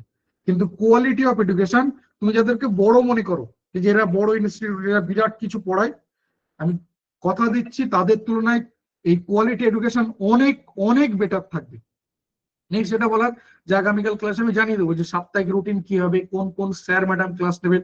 আমাদের এখানে কিন্তু হিস্ট্রি, জিওগ্রাফি, পলিটি, ইকোনমিক্স হয়নি, সেগুলো থাকবে। মানে আমি প্রথমে বললাম ম্যাথ রিজনিং এ আমি বাদ দিয়ে আরো 2জন ফ্যাকাল্টি থাকবেন। নেক্সট যেটা বলার, যে স্ট্যাটিক যে কারেন্ট অ্যাফেয়ার্স এর ক্লাসে স্যার দেখে নিয়েছো, বায়োলজি বা বায়োসায়েন্স দেখে নিয়েছো, ফিজিক্যাল সায়েন্সের আলাদা ফ্যাকাল্টি থাকবে। এছাড়া history, geography, polity, economics, computer আলাদা ফ্যাকাল্টি থাকবে। এই যেগুলো বলছি প্রত্যেকটা সাবজেক্ট ওয়াইজ ক্লাস আসবে, কখন আমাদের জিকে খিচুড়ি বলে ক্লাস আসবে না, সাবজেক্ট ওয়াইজ ক্লাস আসবে, সাবজেক্ট ওয়াইজ আলাদা ফ্যাকাল্টি ক্লাস নেবে, কোন রকম খিচুড়ি ক্লাস হবে না। নেক্সট যেটা বলার যে এটা গেল এই পার্টটা। নেক্সট ক্লাসের টাইমিং, ক্লাসের ডিউরেশন, কোর্সের ডিউরেশন, এ টু জেড আমি আগামীকাল এই নতুন ব্যাচ সম্পর্কে বিস্তারিত জানিয়ে দেবো। তৃতীয় যে পার্টটা রয়েছে সেটা হচ্ছে মাস্টার সিক্রেট কোড। জেনে রেখো এই মাস্টার সিক্রেট কোড খুব গুরুত্বপূর্ণ। মানে ধরো তুমি কোন একদিন সিক্রেট কোড মিস করে গেছো, হতে পারে কেউ একজন যে কোনো একদিন সিক্রেট কোড মিস করে গেছো বা কোনো দুদিন সিক্রেট কোড মিস করে গেছো, তাদের ক্ষেত্রেও আগামীকাল লাস্ট চান্স থাকছে যে সমস্ত রেকর্ডিং, সমস্ত পিডিএফ নোটস একসঙ্গে এক জায়গায় পেয়ে যাওয়া। ঠিক আছে? এছাড়া যারা বিগত দিনগুলো সিক্রেট কোড শেয়ার করেছো, যারা দুদিনের বেশি শেয়ার করে গেছো, তাদের কাছেও যাবে সবকিছু। কিন্তু আগামীকাল মাস্টার সিক্রেট কোডের রেকর্ডিং ক্লাস এবং পিডিএফ নোটস, আবারও বলছি রেকর্ডিং প্লাস পিডিএফ নোটস একসঙ্গে এক জায়গায় চলে যাবে আগামীকাল যে মাস্টার সিক্রেট কোড শেয়ার করা হবে। এতদিন পর্যন্ত সিক্রেট কোড শেয়ার করা হয়েছে, আগামীকাল কিন্তু মাস্টার সিক্রেট কোড শেয়ার করা হবে। তাহলে তিনটে গুরুত্বপূর্ণ জায়গা, অঙ্ক নিয়ে বিস্তারিত আলোচনা করা হবে, নতুন ব্যাচ সম্পর্কে বিস্তারিত জানিয়ে দেওয়া হবে, এবং শুধু মুখে না, লিখিত আকারে শেয়ার করে দেওয়া হবে যে অ্যাডমিশনের প্রসেস কি রয়েছে, কিভাবে অ্যাডমিশন নেবে, কোর্স কি হবে, কোন কোন স্যার ম্যাডাম ক্লাস নেবেন, সাপ্তাহিক রুটিন কি হবে, ক্লাসের টাইমিং, ক্লাসের ডিউরেশন, কোর্সের ডিউরেশন, লেন্থি ডিউরেশন থাকবে কোর্সের, সেই তুলনায় কোর্স ফি অনেক কম। মানে তোমরা তো আছো অনেকে যে ক্লাস 5, 6, 7, 8, 9, 10 এর বাচ্চা পড়াচ্ছ বা পড়াও, টিউশন করো, তো তুমি যে কোর্স ফি নাও তার তুলনায় কম কোর্স ফি থাকবে, আমি এরকমটা বলে রাখছি। আর নেক্সট যেটা বলার যে মাস্টার সিক্রেট কোড শেয়ার করা হবে, যার সাহায্যে বিগত সমস্ত ক্লাসের রেকর্ডিং এবং পিডিএফ নোটস একসঙ্গে এক জায়গায় পেয়ে যাবে। আমি সিক্রেট কোড শেয়ার করে দিচ্ছি, শুধুমাত্র টাইপ করে পাঠাবে, কোনো রকম স্ক্রিনশট বা ছবি তুলে পাঠাবে না, শুধুমাত্র হোয়াটসঅ্যাপ করবে। নিচে যে মোবাইল নাম্বার দেওয়া রয়েছে সেই মোবাইল নাম্বার হোয়াটসঅ্যাপ করবে। কোডটা হচ্ছে এটা, আই এম দ্য বেস্ট, এটা হচ্ছে সিক্রেট কোড।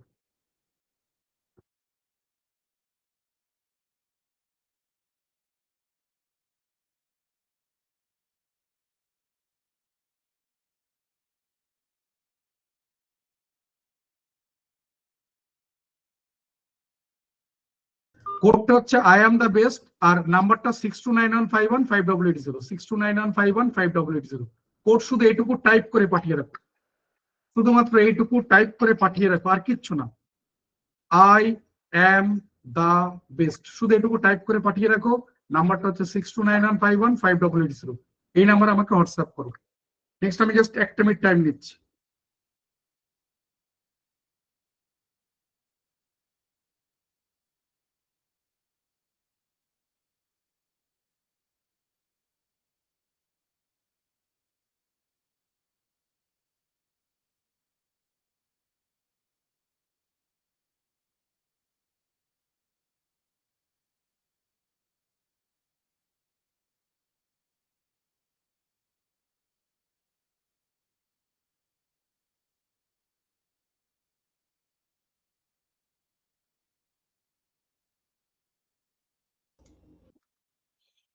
নেক্সট যেটা বলার যে টেলিগ্রামের চ্যানেল বা এগুলো আমি আরো একবার তোমাদের চাইলে শেয়ার করে দিতে পারি, যদি তোমরা পারমিশন দাও আমি আর একবার শেয়ার করে দিতে পারি, কোনো অসুবিধা নেই। কিন্তু আমি বলবো যে আলটিমেট দেখো কাজে লাগছে কিনা। আমি আজকেও গ্রুপে মানে ওই হোয়াটসঅ্যাপ চ্যানেলে জানিয়েছি যে একটা সারপ্রাইজ শেয়ার করবো। আমি তোমাদেরকে বলে রাখি সারপ্রাইজটা কি হবে, পুরো ডেইলি বেসিসে কারেন্ট অ্যাফেয়ার্স চলে আসবে, ডেইলি বেসিসে কোথায় কিভাবে সবকিছু আমি আজ ওই এতে জানিয়ে দেবো, হোয়াটসঅ্যাপ চ্যানেলটাতে জানিয়ে দেবো। ডেইলি বেসিসে কারেন্ট অ্যাফেয়ার্স, প্রত্যেকদিন day to day current affairs যেটা, সেটা আমি জানিয়ে দেবো। আমি গ্রুপে আরো একবার লিংক শেয়ার করে দিচ্ছি, হোয়াটসঅ্যাপ চ্যানেল এবং টেলিগ্রাম চ্যানেল, জয়েন করে যাও। আমি আবারও বলছি যে কি উপকার পাবে আমি জানি না, আমি বলতে পারবো না, কিন্তু তুমি ওখানে জয়েন করার পর প্রথম কথা, যত রকমের পরীক্ষা সমস্ত পরীক্ষার পুরো ডিটেলস ইনফরমেশন পেয়ে যাবে, যত রকমের পরীক্ষা সমস্ত পরীক্ষার ডিটেলস ইনফরমেশন পেয়ে যাবে। এটা গেল নাম্বার 1। নাম্বার 2, ওখানে লাইভ ক্লাসের লিঙ্ক গুলো পাবে। দেখবে যারা জয়েন, কেউ আছো এখানে জয়েন করেছো, এরকম কেউ আছো যে হোয়াটসঅ্যাপ চ্যানেল বা টেলিগ্রাম চ্যানেল গুলোতে আছো, মানে ওখানে যদি ধরো আজও জয়েন করো বা গতকাল জয়েন করেছো, তুমি 1 মাসের বিগত মেসেজ গুলো সব দেখতে পাবে, মানে 1 মাস পুরনো যা মেসেজ সব দেখতে পাবে। আর যদি তুমি টেলিগ্রাম চ্যানেলে থাকো, সেখানে দেখো যে টেলিগ্রাম চ্যানেলে শুধু কোশ্চেন দেখতে পাবে, আমি জানি না টেলিগ্রাম চ্যানেলে আছো কিনা, প্রত্যেকদিন দেখবে সাবজেক্ট ওয়াইজ কোশ্চেন আসছে, সাবজেক্ট ওয়াইজ আছে, কিন্তু কোথাও তুমি দেখতে পাবে না যে অ্যাডমিশন সংক্রান্ত কোনো কিছু বলা আছে। কেউ পেয়েছো অ্যাডমিশন সংক্রান্ত?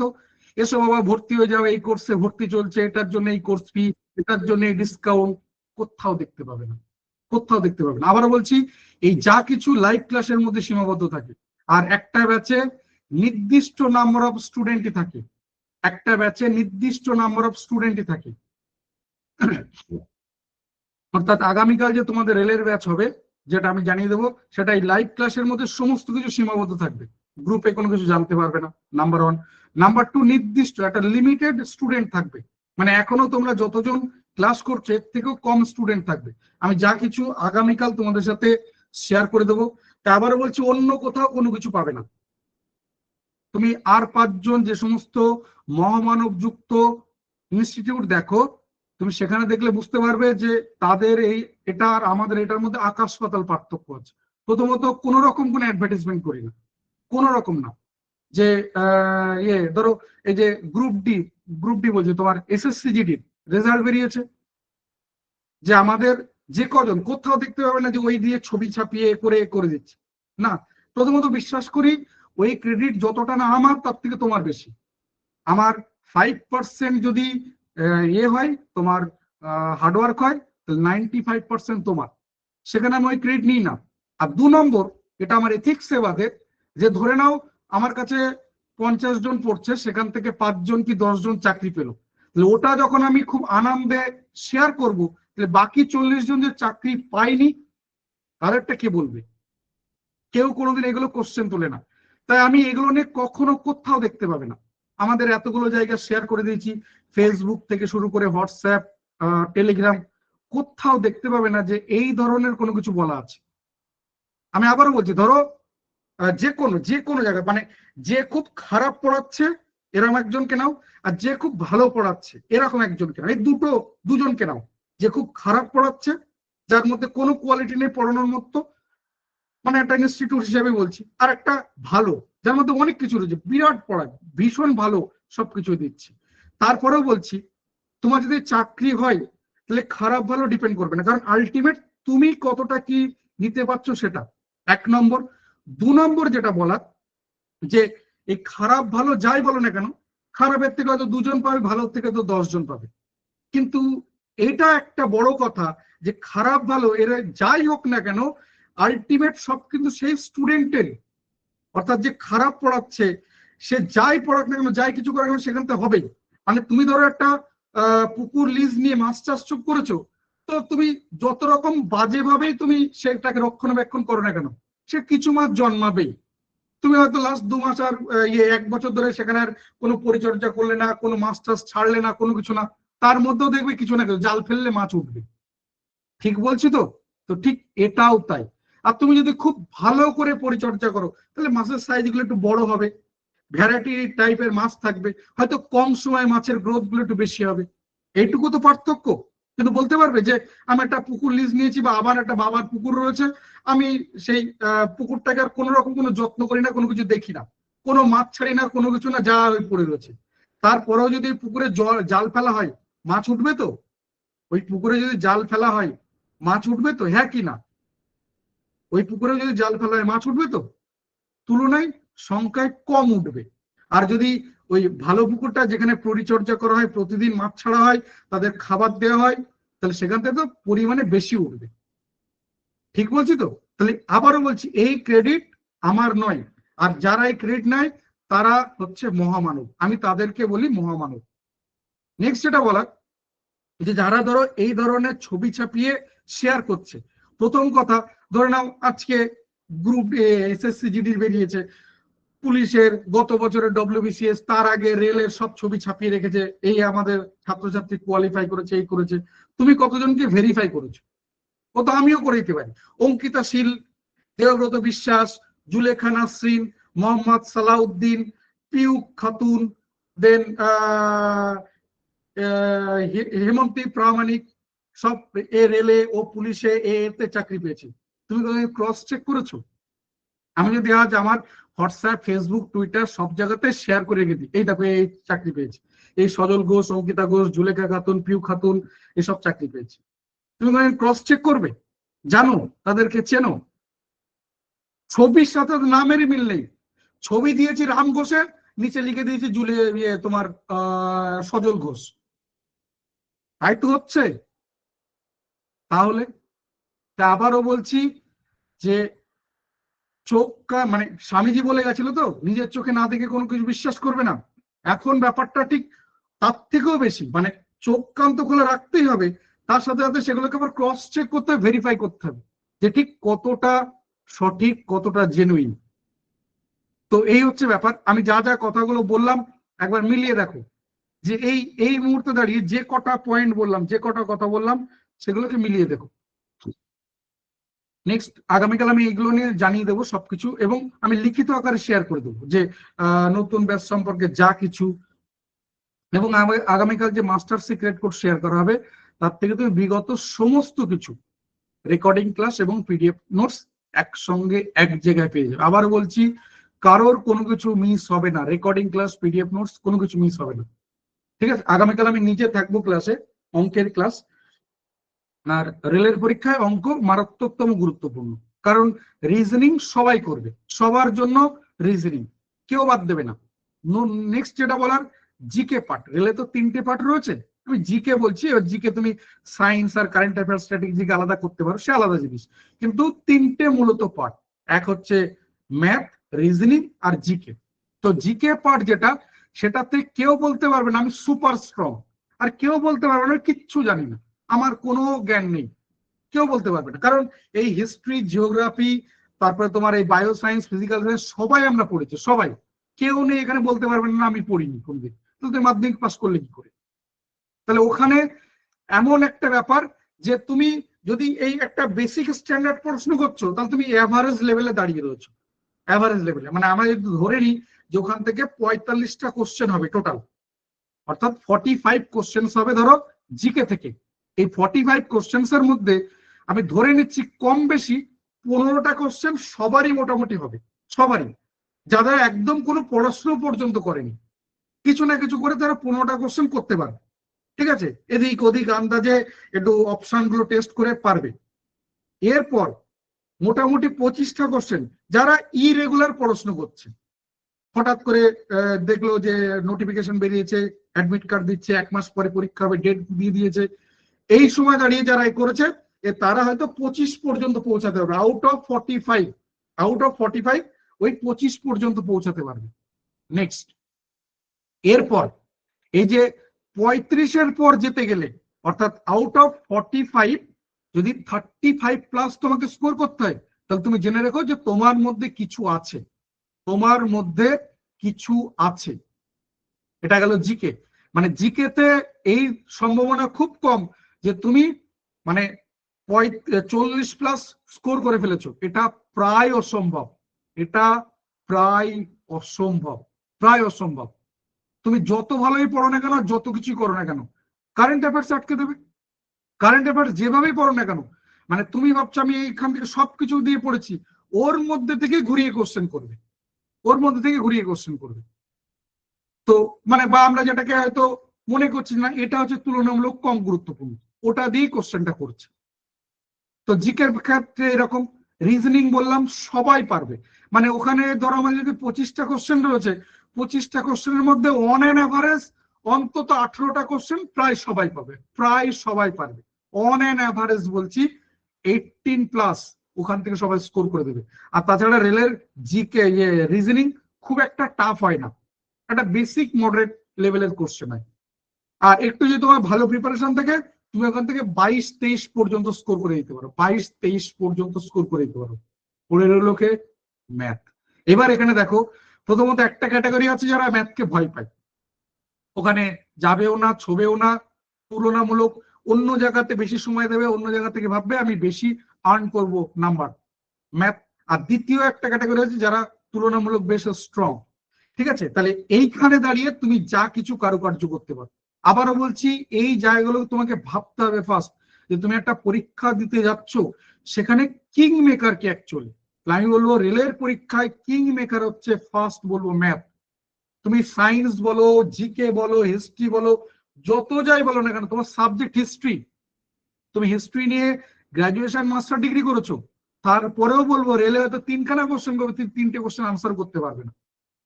রেলের 3টে কোশ্চেন মানে 100% হিস্ট্রি থেকে আনসার করে আসতে পারবে না। তাই কিং মেকার হচ্ছে কিন্তু ম্যাথ।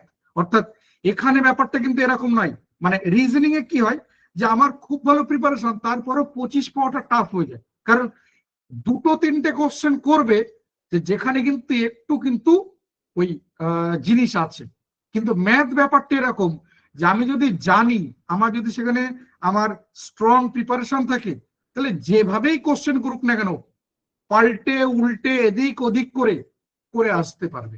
আর একটা জিনিস খেয়াল রেখো, যে কোশ্চেন গুলো করবে, কারণ একটা জিনিস মাথায় রেখো, 100টা কোশ্চেন 90 নম্বর, আর কাট অফ কোথায় যাচ্ছে, তাহলে এমন কোশ্চেন থাকবে না যেগুলো ভীষণ ভাবে তোমার ডেসক্রিপটিভ ওয়েতে হচ্ছে, মানে কোন রকম কোনো শর্টকাট বা কোনো আমাদের মেথোডোলজিক্যাল যে প্রসেস রয়েছে, আমি কালকে এগুলো নিয়ে বলবো, সেগুলোকে অ্যাপ্লাই করা যাচ্ছে না, এটা কখনোই হবে না। এমন কোশ্চেন থাকবে যেটাকে তুমি কিছু না কিছু ওয়েতে, সেটা শর্টকাট হতে পারে, কারণ শর্টকাট খুব বেশি দূর এগোতে পারবে না, কারণ একটা লিমিট আছে শর্টকাট মনে রাখারও আমাদের সবার ক্ষেত্রে। আমি দীর্ঘদিন ধরে ম্যাথ করছি, আমি হয়তো তোমার থেকে একটু বেশি বলতে পারবো, কিন্তু তার মানে এই না যে আমি সব জানি। কারণ তোমরা যদি দেখেছো টাইরা কুন্দনের একটা বই রয়েছে, অঙ্কের বই দেখেছো তো, একটু বড় টাইপের, একটু বড় শেপের বই, তোমার কাছে আছে এখানে টাইরা কুন্দনের বইটা, এই যে এটা, এটা দেখে নাও, ঠিক আছে?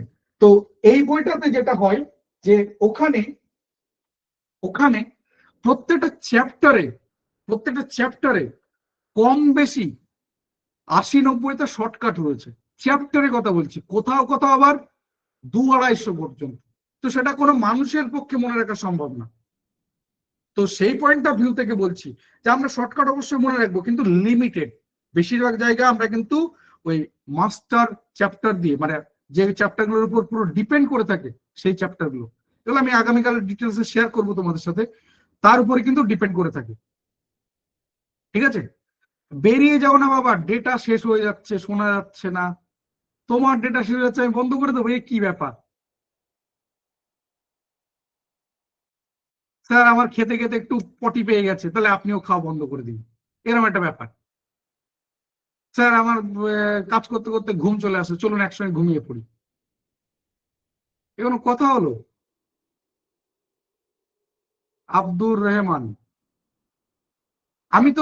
আমি ক্লাস করছি, 1.5 ঘন্টা পেরিয়ে গেল, আমি ক্লাস করছি, আমি কোনো খুব ইম্পর্টেন্ট কথা বলছি না তো, এগুলো তো খুব কম গুরুত্বপূর্ণ কথা, মানে আমারও খেয়ে দেয়ে কাজ নেই, সময় কাটছে না,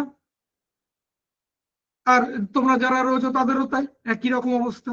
যারা তুলনামূলক চালাক, যাদের সময়ের দাম আছে, তারা কেউ এখানে থাকবে না, কেউ আমার বক বক শুনবে না, আমি গ্যারান্টি দিয়ে বলতে পারি। যারা রয়েছে প্রত্যেকে বোকা, আমি তো তার থেকেও বেশি। আমি সেই জন্য তুমি কেন রয়েছো, কেন বোকার দলে নাম লেখাচ্ছ? আব্দুর রহমান, কেন বুদ্ধিমানের দলে নাম লেখাচ্ছ না? যারা বুদ্ধিমান অনেক আগে বেরিয়ে গেছে, অনেক আগে বেরিয়ে গেছে, ভাবো একবার ভাই, পার্টি চেঞ্জ করো, ওই দলে নাম লেখাও। চলো তাহলে আমি এই পর্যন্ত রাখলাম, সবাইকে অসংখ্য ধন্যবাদ। আগামীকাল আমি নিজে থাকবো, প্রত্যেকে লাইভ ক্লাস মিস করো না। 8:30 পর্যন্ত ক্লাস চলবে, 8টা থেকে মোটামুটি 9টা 15 পর্যন্ত অঙ্ক নিয়ে থাকবো, 9টা 15 পর নতুন ব্যাচ নিয়ে বলবো, এবং একদম শেষে মাস্টার সিক্রেট করবো। এই থাকবে মোটামুটি আগামীকাল 1.5 ঘন্টা ক্লাস। থ্যাংক ইউ সবাইকে, সবাই খুব ভালো থেকো, সাবধানে থেকো, সুস্থ থেকো। Thank you, good night.